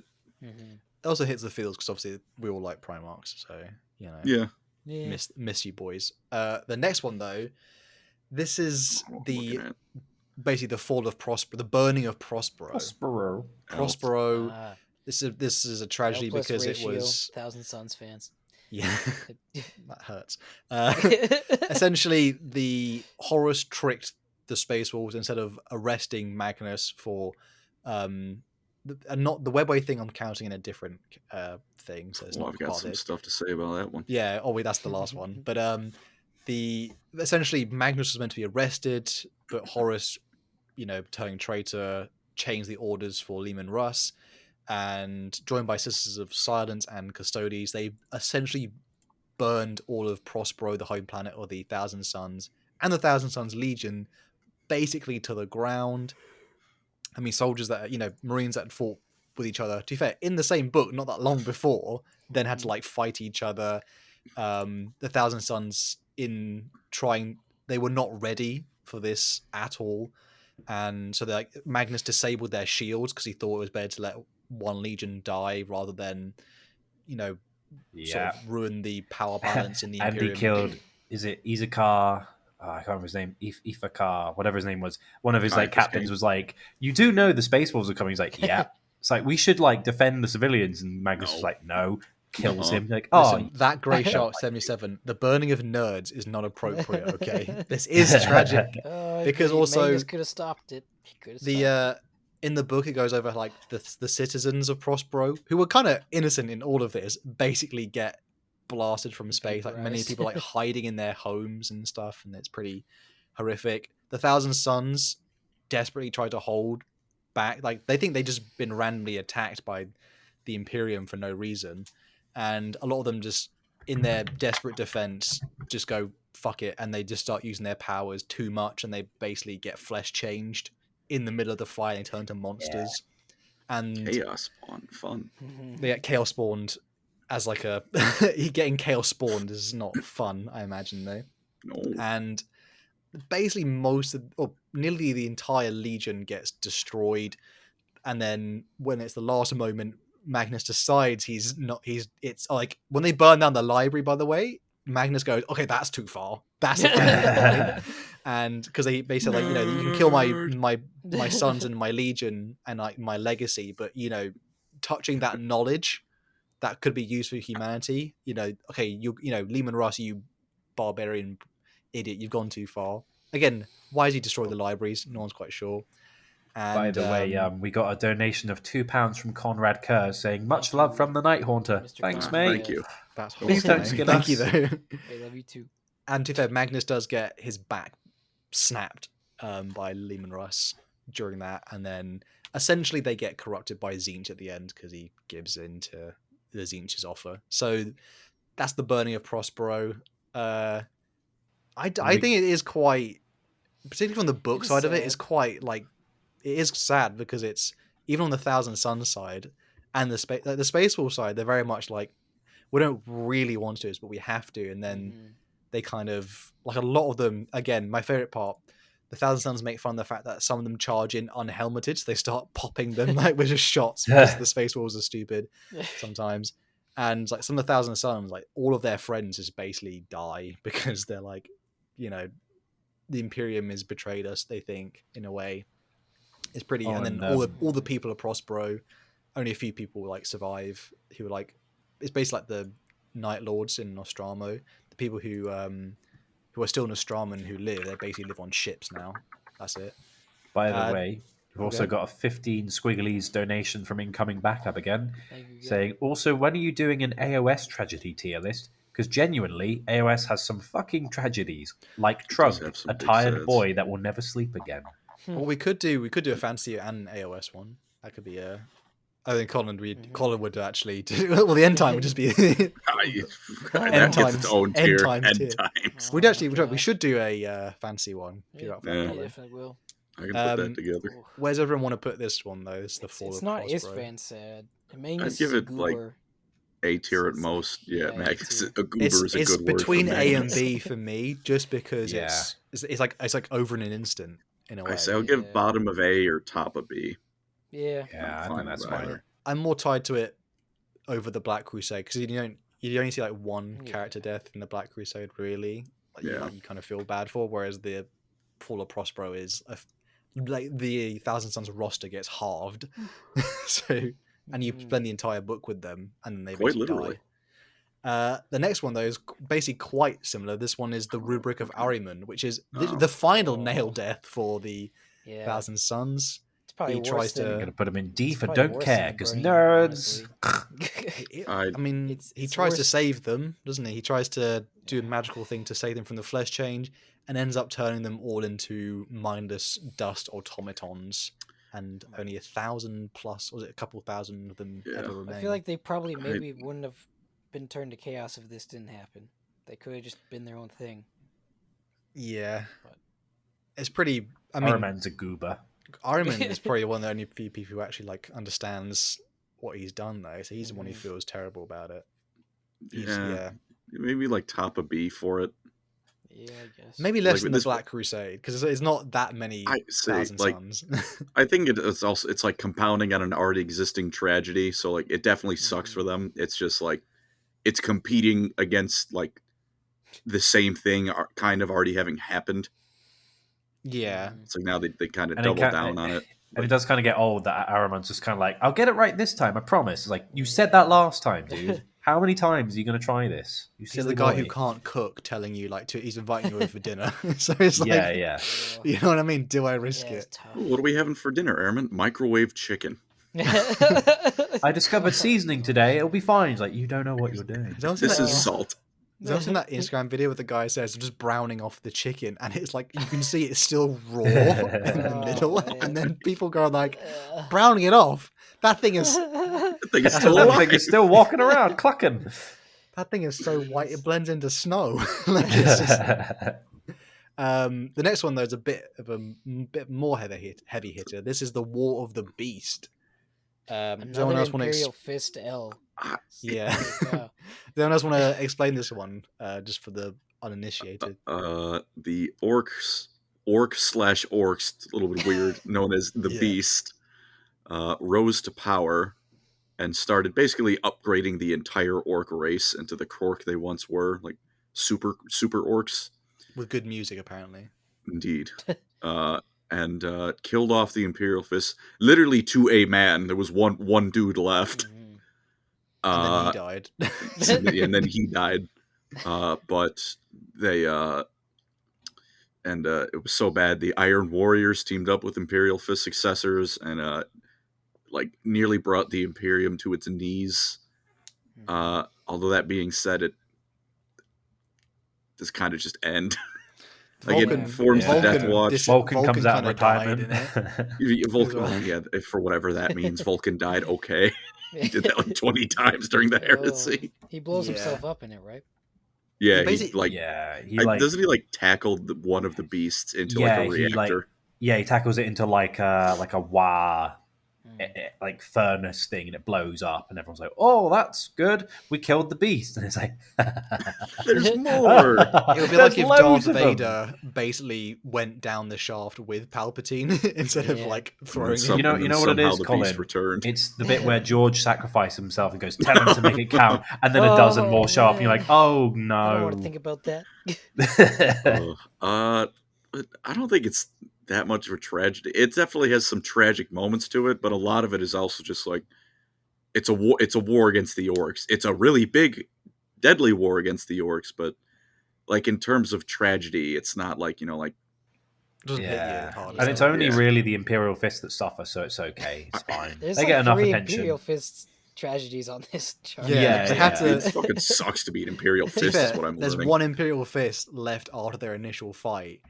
And then he rallies. Maximus he calls the Thane, last war protocol, so he rallies all of the successors of Dawn. Is it Thane? And then he dies at the end of it. So the Imperial Fist chapter technically dies for a little bit. And then the Excoriators chapter master becomes the new Lord Command. I think that might be Maximus. I think he's also isn't the new chapter master. He was actually a character who was alive during this. Yeah, he was during the Heresy. Yeah, so Maximus that guy's Thane like was 2,000 plus years old or something. Jeez. So he was an Imperial Fist initially. Yeah, close enough. Yeah, he fought with like Fafnir and Ascalon and stuff during the Siege of Terra. It's whatever. It happened. Weirdly enough, isn't it the Soul Drinkers are there too? Oh, he's the Fist Exemplar chapter master. Yeah. Are they still alive at this point? The Soul Drinkers. Oh yeah. Yeah, they were around. It was only like a few thousand years. It's like 32nd millennium. It's like M32.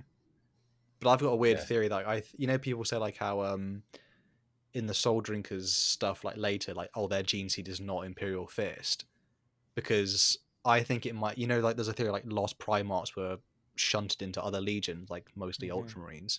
I think maybe some of them might have been shunted into Imperial Fists, and essentially the gene seed, like if they're making gene seed from something, it might have just been like, oh, you're technically lost Primarch gene seed. They did their 22andMe or their Ancestry.com and just like redacted. Like, what do you mean? Oh, I want to know about my great grandfather. No, not allowed. Neon asks Dawn of War 3 on the list, if only. That'd be up there with Born Gob, honestly.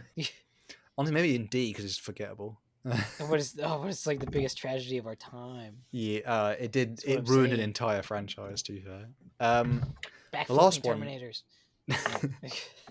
If Gabriel is not backflipping, I'll be upset. Now the next one here is garbage, the D-tier idiot plan from start to finish. The next one here is essentially the Magnus's Folly / Webway getting ruined. Webway War. This project was doomed to failure from the start. It like the tragedy is that the Emperor thought it would work to begin with.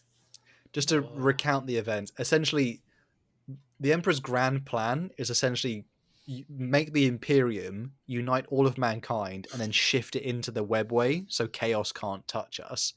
And so he needs to have he has an opening of the webway beneath Terra, and basically he's put wards in place guarding it from like chaos entry. Demons can't get in, but Magnus can, with the help of a disguised warp entity. Magnus breaks. Seems legit. It's just some guy in the webway, sort of proximity in the warp. I'm sure I can trust this guy. Magnus. Magnus breaks the wards, and as soon as he arrives in the throne room, like his spirit does, he basically turns around and goes, "What's that noise?" And just hears like a horde of like demons like laughing and running. You're like, "Oh crap!" And essentially, the custodians for the entire Siege of Terror, because of the plot point they needed to be, and the Sisters of Silence, they basically fight a losing battle against demons in like a lost the webway tunnels, like a lost Eldar ancient city in the webway. And most of the I think it's like 90% of the custodians die in this webway war. Like they slowly bleed them completely dry. They go from like the 10,000, like 6 years long or something crazy. They go from like the 10,000 host to the 1,000 host, and despite people say, oh, like there's a recent thing like, oh, the King in Yellow is using like psychers and blanks to like seal the webway or whatever. The Sisters of Silence are blanks, and they were in the webway, and they still had demon problems, so it's not really a thing.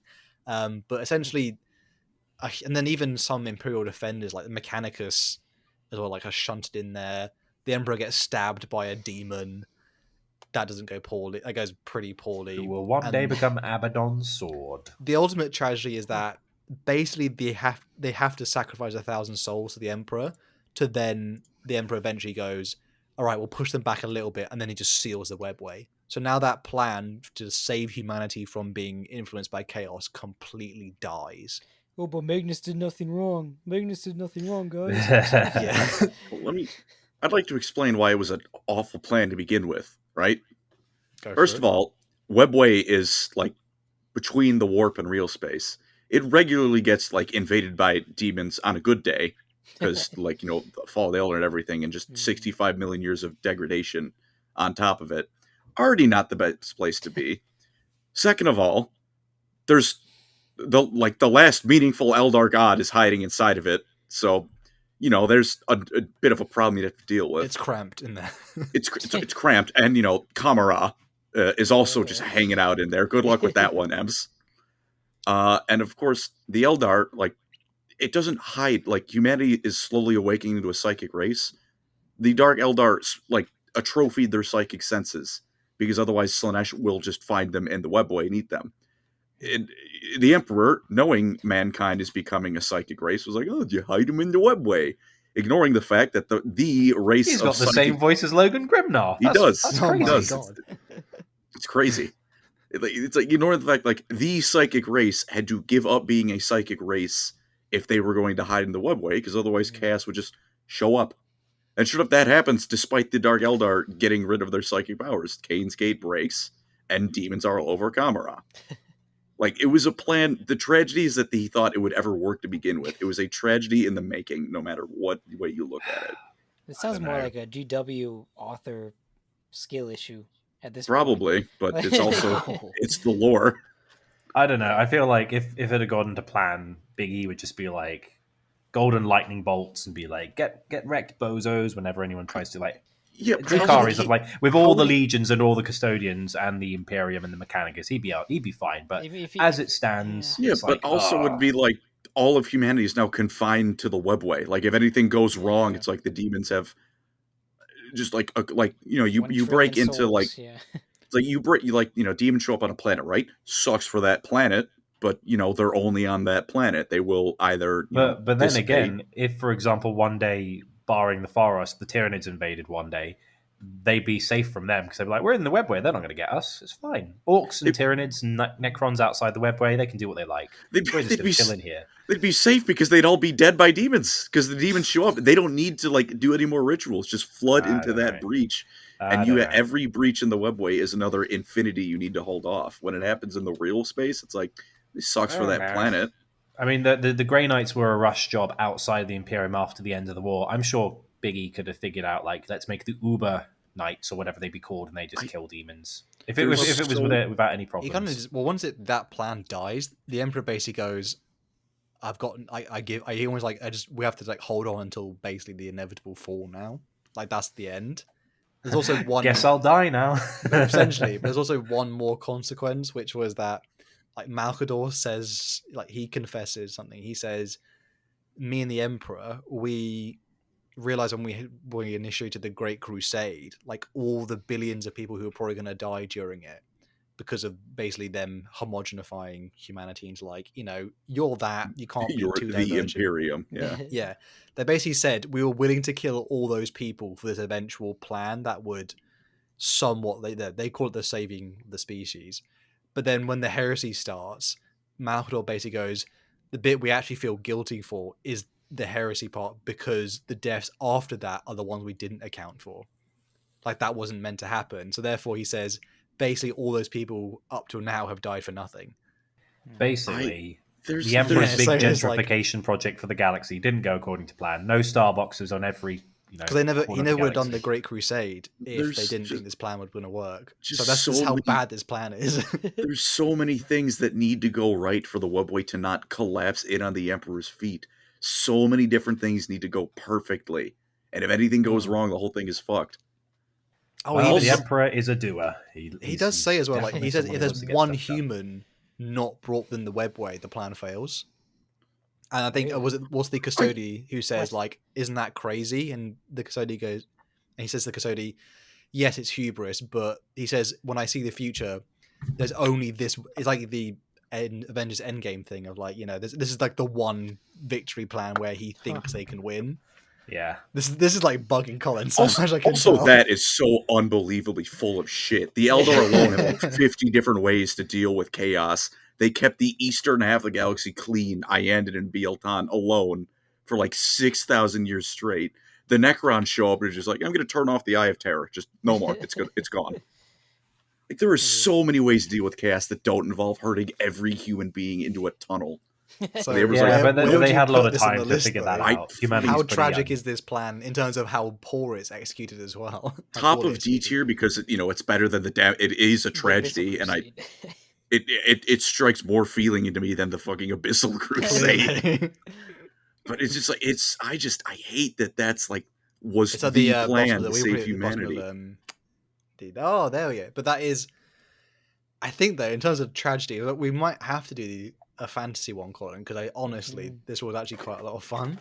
I think we've done quite a good job though. A lot of lore in this tier list. Yeah, Boingob though. Dude, most tragic. We do have one more list if people. It depends if everyone here has time for that as well. If they want to go, we can go through it quicker if you want though. This one's a bit of a different vibe. Does anyone want to explain what we're going to be doing here? Can I just double down on something I saw in chat? Oh, go ahead. Yeah. Digman88. The Emperor gets rid of the navigators. Chaos proceeds to break the webway. Humanity has a second long night. Like there is no happy ending with the webway project. It requires everything to be perfect for infinity. Do you know my favorite part about this as well, Colin? What? The Chaos Gods wouldn't have... The only reason this all happened is because the Emperor's a threat to chaos. And so that's the whole thing that sets it in motion. If the Emperor didn't have a plan to do the webway / save humanity from being interfered with by the warp, the Chaos Gods would have never done the Horus Heresy.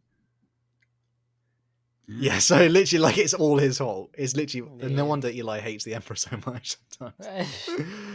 God, it is all his fault, unfortunately. Does anyone want to explain what the next quick tier list we're going to be doing? It's not as extensive as the last one. This is where children become adults. This is where real warriors are made. The Star Wars Battlefront 2, original Battlefront 2 map tier list. Yeah, boy. I would like to just start us off strong and make a second tier, make an extra tier that just says space battles, right below us. They're all kind of the same thing, really, but the space battles are so good in that game. Yeah. What? I don't know if they're all I was in their own category. If you want to put them in one tier, I mean, just put them the space battles and space fighting in that game is great. They're just all pretty much the same thing. Mm-hmm. The question is though, do you Are you a guy who goes out and does the dogfights, or are you the guy who's basically using a transport and just going into the ship to sabotage? I do both. Yeah, me too. Depends on how I'm feeling. Put those in A. Give them the respect they deserve. Well, what Space Yavin at least? Come on. They're all the same thing. Dogfighting's the most fun, but like if you're playing PvP, then you have to basically go and blow up the enemy's ship stuff. Yeah, or you can just sit in your own ship from when they do it to you. The question is though, what do you guys target first when you were doing it back in the day? Because I would often go. I mean, everyone just does engines, right? I go for the 2 frigates first. Because you can usually hide in the engines, can't you? You can hide in the engine room at least. A little bit. If you get like you and a couple other people, and it's like you just sit there and form a wall in their engine room. I have a confession to make. I only ever played the first Battlefront. I never had the money to get the second one, and it never went down in price because it was so good. Apparently, it's on Steam, Andy. I guess you don't have a PC. I can't play it. A lot of these, there's some maps here I think which are reminiscent of the first game ones. To be fair, though, I remember playing it. This is gonna be I think it was the original Xbox I played the first Battlefront on. For people who are in the chat probably thinking they've never even seen one of those. So that's how long ago it was. The first one up here, though, I do believe is Coruscant. S tier for sure. No. Yeah, S tier for sure. It's such a cool map. And if you play CIS, you can be Darth Maul. It's awesome, and it's got the library. Are we including the campaign bits in this too? I'm thinking of the campaign particularly. Because if we're including campaign, then Coruscant has got to be S tier. It's the only map like you fight Jedi as the clones. That's and you have to sabotage the libraries as well. Yeah, are we including the campaign or just like the maps? Yeah, and, like, both. I can be both in that because that then Coruscant has to be S tier. Yeah, I think it's awesome. I'm trying to remember it in my head because the Jedi you can. Or then, like, the hero character is Anakin, right? Yeah, it's Anakin because it's Order 66. 66.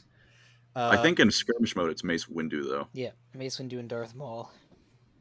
I still love the Mace. Does anyone else do that thing where you just hop as high as you can as Mace Windu and then just do like a dom, like just plunging attack? Cow. Crimson Glory.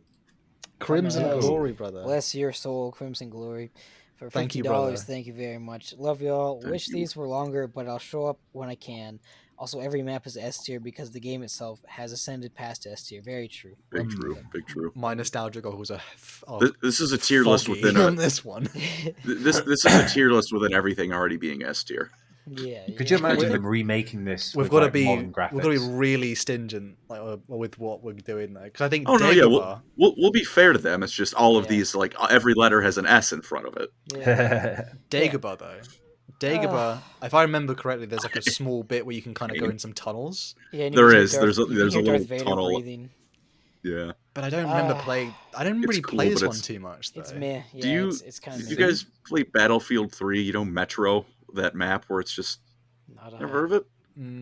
It's not. I don't really play Battlefield. It's this map. It's just like like an underground metro station. Yeah, and in the middle of the map is the death zone where it's both teams of 64 people run through. It's like Normandy Beach if both sides were the attackers.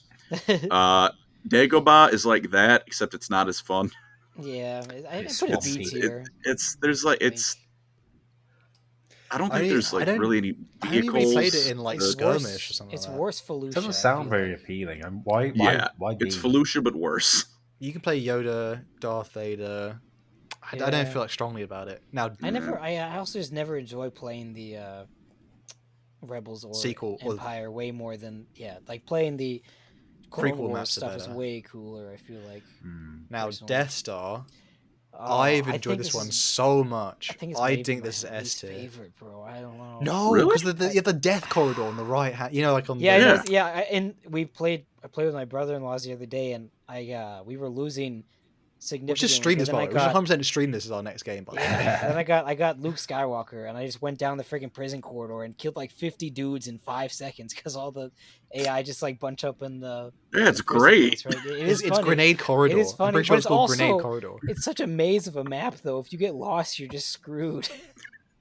Because you can also sabotage the people like charges or like grenades on the door controls on the bit near the laser as well, so you can drop people. It is funny to watch your friends fall off as well on that one command post. And there's like that one idiot who gets like the hero character and then immediately like just starts zooming past everyone. Like you get past the grenades and like the munitions in that initial like corridor part, and you basically just lightsaber the entire team. It's not S tier for me, but I'm not gonna fight. I had so much fun on that one. I'd be okay if it was bumped down to A tier, but it can't be any lower than that. Fair. I'll give above A, maybe. Yeah, sure. Endor S tier. There's no discussion. Come on. Wicket. Ewoks. Is Wicket in it? Yeah, you get to shoot Ewoks. Yeah, true. It is. Ewoks. And you get the cool scout trooper. So. And the Ewoks in this one are way better than the Ewoks in the first game, which had like the Ewoks in the first game were you were useless. You're basically cannon fodder, whereas this one you can actually fight back. And if you play it with your mates, you basically be a gang of Ewoks. You can basically bully someone pretty hard. Can we Can we give Felucia a tier above S and just call it Hell? Above S? Why above S? You got the fog, and you have the tree that wasn't like made correctly, so you have to jump up it if you want to. Pretty much. There's also I looked at they're all like called like Aklax or something, the big spider monsters. Yeah. It's like oh good, I'm not even fighting the enemy here. I'm in pain, but I love that map so much. Is it Alia Secura Ayla Secura. I think it's versus Grievous, but I'm not 100% sure. God, to be fair, there's some fun. You get past like the initial heartbreak or the annoying bit at the beginning, and then you can kind of jump around and destroy those turrets. Yeah, that bit's a bit more fun, but honestly, I respect that map, but I hate it. If you know what I mean, I love it, but I hate it at the same time. Felucia will put some fucking hair on your chest. Geonosis. Geonosis goes in Hell tier, surely. This one is actually worse Geonosis than is awesome. There's no cover, and there's freaking the Geonosians are flying around everywhere. Like you die in like 5 seconds unless you're in like the little building just being a sniper.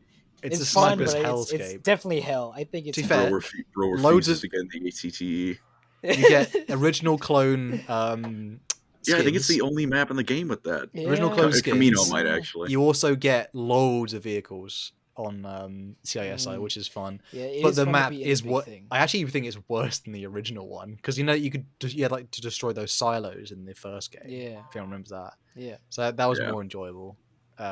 Definitely B tier though. Hoth now. S tier. Oh yes, S tier. Yeah.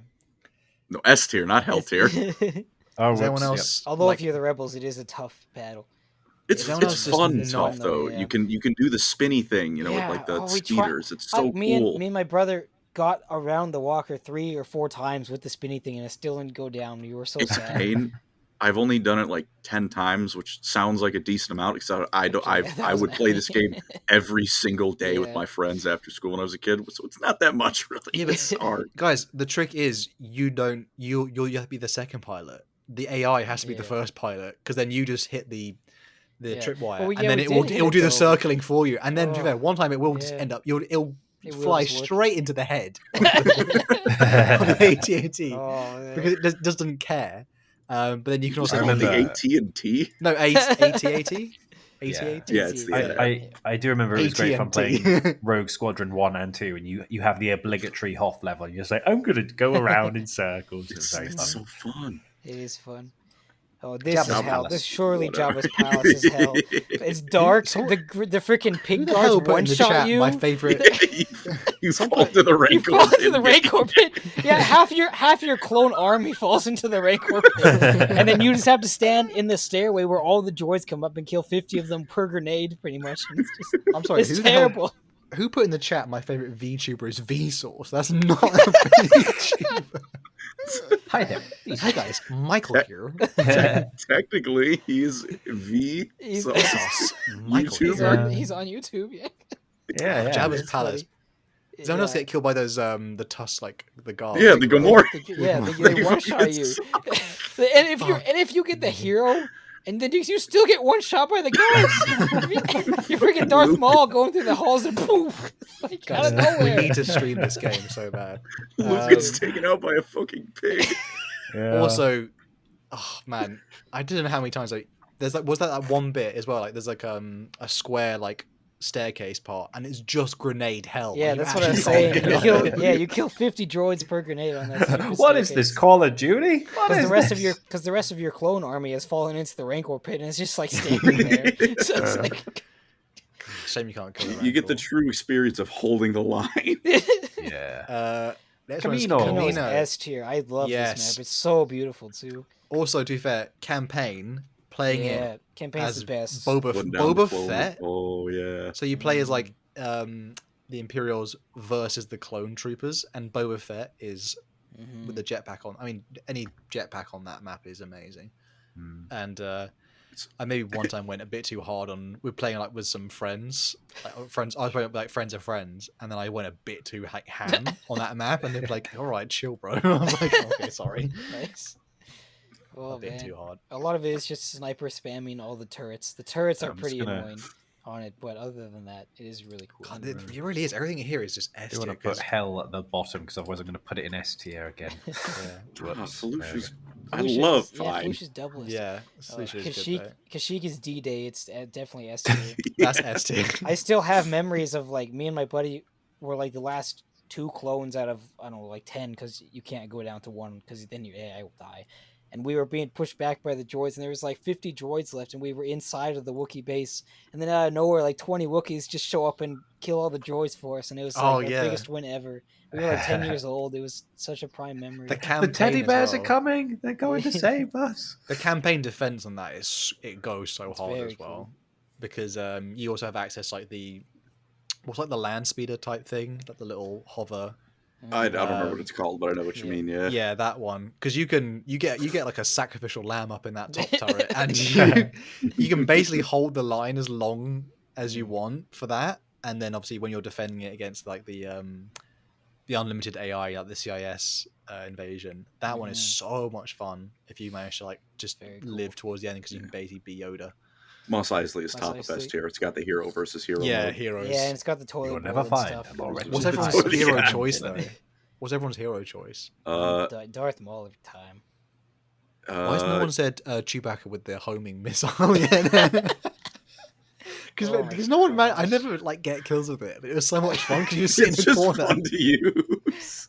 Launched up and like, it's where am I so going? hard to control as well. I'm not a big fan of Mos Eisley as just instant action, like regular. Yeah, it's just the heroes versus villain mode is carrying it because it's the only map you can play it on. But it is so fun because of that. Yeah, and you get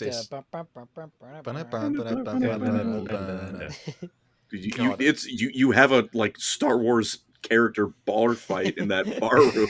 Yeah, it's like this little backwater town where nothing happens. Like, what is all these heroes doing here? This doesn't make sense in the canon. If you let it roll out, isn't it? The heroes end up winning. But yeah, I think it like if you're not playing as the villains, the heroes are pretty much guaranteed to win. Does everyone else do that thing where I'm sure everyone did it, but there's that little like it's next to, like the redoubt, like rounded area, like round donut in the middle. Yeah, the toilet bowl. No, but then, and then there's that little like broken ship, like the top of the map. Does everyone else just go to that top position and Mace Windu do it? You know what I mean? Just try and get one. I would do it as Boba Fett and just shoot down like an asshole. It's fun playing as Han Solo as well. To be fair, on that one, just because like all this Jedi around, you're like, Jesus, I have a gun. Yeah, that's why mine's coming. Mustafar is pretty cool. It's not my favorite, but it's pretty I give it A or B. Yeah, instant action better than Geonosis. I like it more. Yeah, if playing it in instant action is not actually that fun, but doing the campaign of that though was like the actual like the push in to fight. Yeah, that one's actually quite a lot of fun. And I will give Geonosis some credit because it's one of the only maps that is like challenging to win on. Because playing Star Wars Battlefront as an adult, it is definitely way too easy if you're on the like slightly winning side, right? Or even on the other side. But Geonosis you can actually lose on because there's no cover at all, ever. He will not let this point die. And you have to go across that like massive open bridge at one point. Or you can just spawn on the big vehicle, the AT whatever, and just the ATT and just get in that and just pop shots off. I know like a fair bit of Star Wars. What the hell is a Megito? That's the planet where Forehead Man gets obliterated. That's your first campaign mission. Yeah, first campaign mission where you, which is a fun mission. teach you how to play the game. Mojito. I like the map. Like Mojito. It's a nice map, but honestly, I don't. It's also where Delta Squad robs a bank. It also has the bridge. The bridge is a really fun place to be fighting. The place. Oh, that's where you get shot down. I see. I don't really play it that much, to be fair. That map, just because it doesn't come up as much in instant action or anything like that. Sorry. Naboo. It's cool as an opener though. Naboo. I can hear the guy's voice saying it every time. This is gonna be my only D tier. I'm not a fan of Naboo. Yeah, because you know what it does. It's basically just 2 corridor map, and you basically have to meet. It's just a square. The thing, like, it's a corridor, but there's also so many different corners that when it's down to the last few enemies, you're hunting the entire map looking for the one battle droid whose AI is bugging out, and he's sitting in a corner capturing a command post he already owns. I'll put it above Dagobah though, because there's that mission where you have to assassinate the new Queen of Naboo. And she's guarded by Jedi. That's a pretty cool one. I do like that. Yeah. Crimson Glory for $5. Thank you. Thank you, Crimson Glory. Thank you. Geonosis is Starship Troopers in Star Wars. It's very true. Police Massa. This is the asteroid one. I really like this one. Police Massa? What? But if you playing against your friends, and if you don't get to that one choke point first, then you're just doomed. Or if you can backcap it as well, can't you? Like you go outside and suffocate. Yeah. I was not a fan of that. Unless you're a droid, isn't it? Droids don't suffocate. Yeah, I think they do too. No, you're right. Well, no, I don't remember, but I think the Darth humans Maul if you do. play on the CIS. And I don't know, because something doesn't suffocate. I'm gonna. Or the droids actually the droids just take think tick droids damage. had lungs. They all just take tick damage. I think. But you can't get. Apparently the droids can survive. I don't. Yeah. I guess I've never played as droids on this map. Mom memory. It is a fun map, and I really like how it looks. I put it in A tier. Personally. That one's quite. There are because there are avenues to flank in that one, and there's also you can literally grab a vehicle in your home base. So instead of spawning up front, you can spawn at your back, and then you can go outside in space on the asteroid, and then go back cap the enemy. Spot. So you can fly. Also, one of the command posts is on top of the table Padme gave birth and then died on, which is funny. It's a bit weird, isn't it? Oh man, it's wet. Anyway,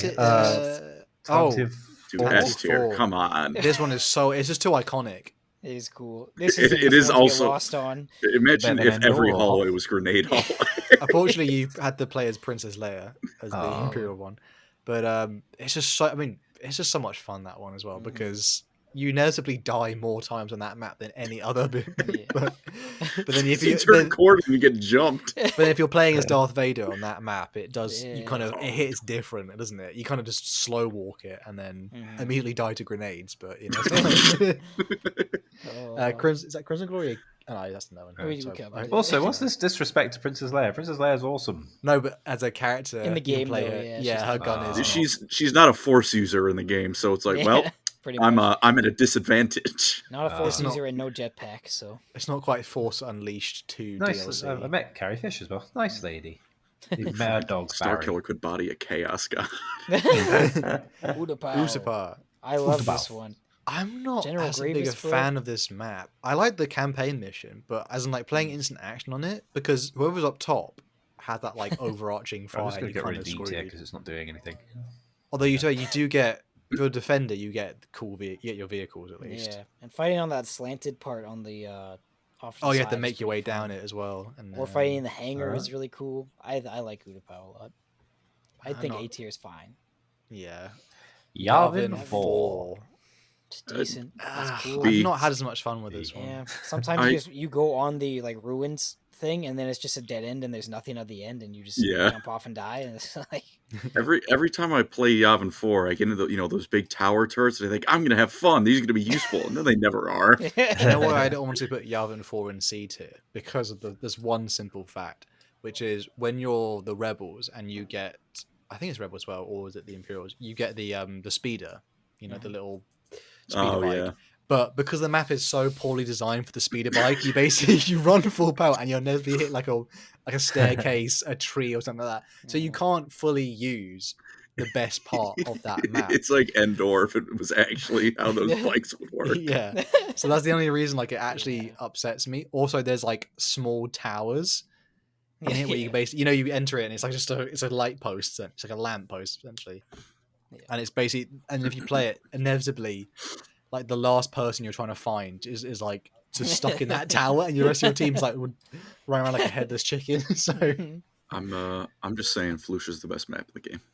Yeah, I can't. It's hell, but it's fun hell. I honestly, awesome. I had more fun with Hoth. I think I enjoy Hoth. If your cortisol levels are low, you don't have enough stress hormones in your life, just play Felucia. Yeah. It's a good time. We have to stream at this at least once, guys. We gotta do like a 3v1 on Hoth, and the one person is in the AT. Don't forget, there's also the what is it, the Wampa hunt mode. Oh my gosh. That is hell tier. Bro, are you telling me you didn't win as the Wampas? Yeah, of course I won as the Wampas. They have like 500 health and one shot everybody. Because you have to, it's ridiculous. The only way to do it is actually use the turrets, isn't it? You have to use the turrets. Yeah, you gotta have people. I discovered there was like Xbox exclusive thing recently that they updated it with. You can get Kiadi Mundi and Asajj Ventress. Oh yeah, because and then they added another hell tier map where you just get lost in tunnels for 20 minutes. God, I miss that game so much. Yeah, I played this. How many times have you guys done the campaign? Many times. Yeah. I must have done it like only a couple of years ago. I had like another go at it because it's not like that long, really. It adds the mods or not the maps. Let's see. Yavin 4 Arena, Bespin, Cloud City, which was in the first Battlefront one. I remember it was a lot of fun. Yeah, they didn't have that. Renvar Harbor and Renvar Citadel. I'm drawing a blank on what Renvar is. I think the Citadel one is the one where you just are in ice tunnels for most of it. Oh God, Renvar was from. Oh my God, man, I didn't want to think about this place. You know which one you're talking about. God, I do miss that game though. It's so good, dude. One of the best games ever made for sure. It would be nice to stream. We have to figure out how to host our own server, though. That's the biggest. Because then we can get, if people want to join us, we'll have to. I'd love to play it at some point, but I only played the first one. I love the first one. Any PC could play this game, by the way. Yeah, cool. Yeah, true. Segue. Any PC could play that game, though. If your computer can turn on, you can play Battlefront 2. Cool. Good to know. Good to know. I would say Death Star is still my favorite. Just through. It's not the best map, but in terms of experience of having it, I'm on the opposite spectrum of Eli. I love the maps that are just unfortunate. I'm having a miserable. You just stand at the end of that corridor and just throw lightsaber continuously. It does make sense. Colin loves Marathi and he loves a bit of cock and ball torture. It is what it is. Coruscant's probably my favorite map, actually. I really like Coruscant. Dude, I really struggled with. I love the death hallways. Because when you're playing like Anakin on that one, I really struggled with it's the what's the clone trooper who has like the purple or the burgundy command guy. So where he's got like the hood, like the fabric, because like, he has the autocannon as well. Yeah. Like those ones are so annoying because if you're like jumping as a Jedi, they like track you. So I hate those. Skill issue. It has at the time. Learn to deflect. It has a death hallway. It has a small room, and it has a big opening place with cover. So it's we should cover. He loves his cover. Gears of War fan, through and through. Go play Gears of War. We're dying in a field like a real clone. I think though, unless anyone else wants to add anything, that we managed to cover a lot. To be fair, on this tier, I think we were running. Yeah, it was. I believe my final statement is I wish EA didn't kill the new Battlefront 2 after they finally made it good. They finally made it good and then they shot it. But would it really be so difficult for them to remaster Battlefront 1 and 2 with nice graphics and not touch the gameplay? Probably not. People would buy it in droves. All they had to do was make the same game too, and then literally just copy paste the code and just touch up the models and make them look nice. It's like, people would buy it a million times. But they want microtransactions. Finally love both Battlefront 2s, and then they just refused to do that the first time, where they're just like, "Here's the same thing, but it looks nicer." And then they killed the second one after they made it good. Yeah. Shout out to the mod community though. Yeah. Who keep that made me so fucking angry. They added Republic Commandos. Could you imagine like a 40K style Battlefront game or Battlefield? Yeah, Rip Eternal Crusade. And you could have heroes like Gilliman and Vulcan. I've talked to people about it before, and like it would be very fun, but you could not have every faction. Or if you did, it'd have to be in a limited capacity. Like I think the best way out would be like Tau versus Guard. That'd be a lot of fun. Or even have like a 40k Horus Heresy inspired one. Where you could have Traitor Primarchs, you could have Loyalist Primarchs, you could have like Mechanicus faction stuff. You could just have the human stuff, and then it wouldn't be too much. I feel like even with that though, like the dude playing as a guardsman versus the dude playing as a space marine. Well, that's the thing. I assume it'd be like like you know how Titanfall had pilots and then it had like NPC soldiers. I feel like the guardsmen would just be AI and you'd play as space marines, and then that would cool, probably that'd be cool.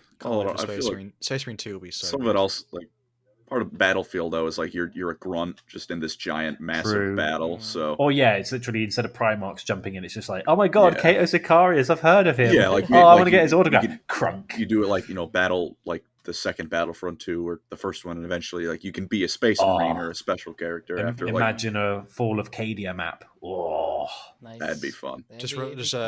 Before we finish out, I just want to get it in. One of the tier lists we need to do is Republic Commandos map or like level tier list. All the levels here. Refresh my mind on it. Because if anyone here who played Republic Commandos, I got on release. Not had the pleasure yet. Made a video about it. I played it when it came out. That's how old I feel. Yeah, I remember that game. Core memory. Core memory right there. With that being said, though, that was the tragedies of the Warhammer 40k universe. But I think maybe we might do a fantasy one here, just because there's a lot. We've got some grieving. We've got some therapy to get through. So we'll go over that. DJ Beast, yes. ERB, is it ERB? I didn't have, look, I didn't fellas, have to look. I'm on Lorecrimes, and I can't even get the tier list that I want. You guys think you're gonna get the tier list you want? Oh dear. I think with that being said, though, we will at some point. That's it for today's episode. Thank you guys so much for watching and listening, and we'll catch you guys next week. Hopefully, we'll let you know what we're cooking up. We've got something. Yeah, meth. We're not cooking meth. All right, see ya. Bye, everyone.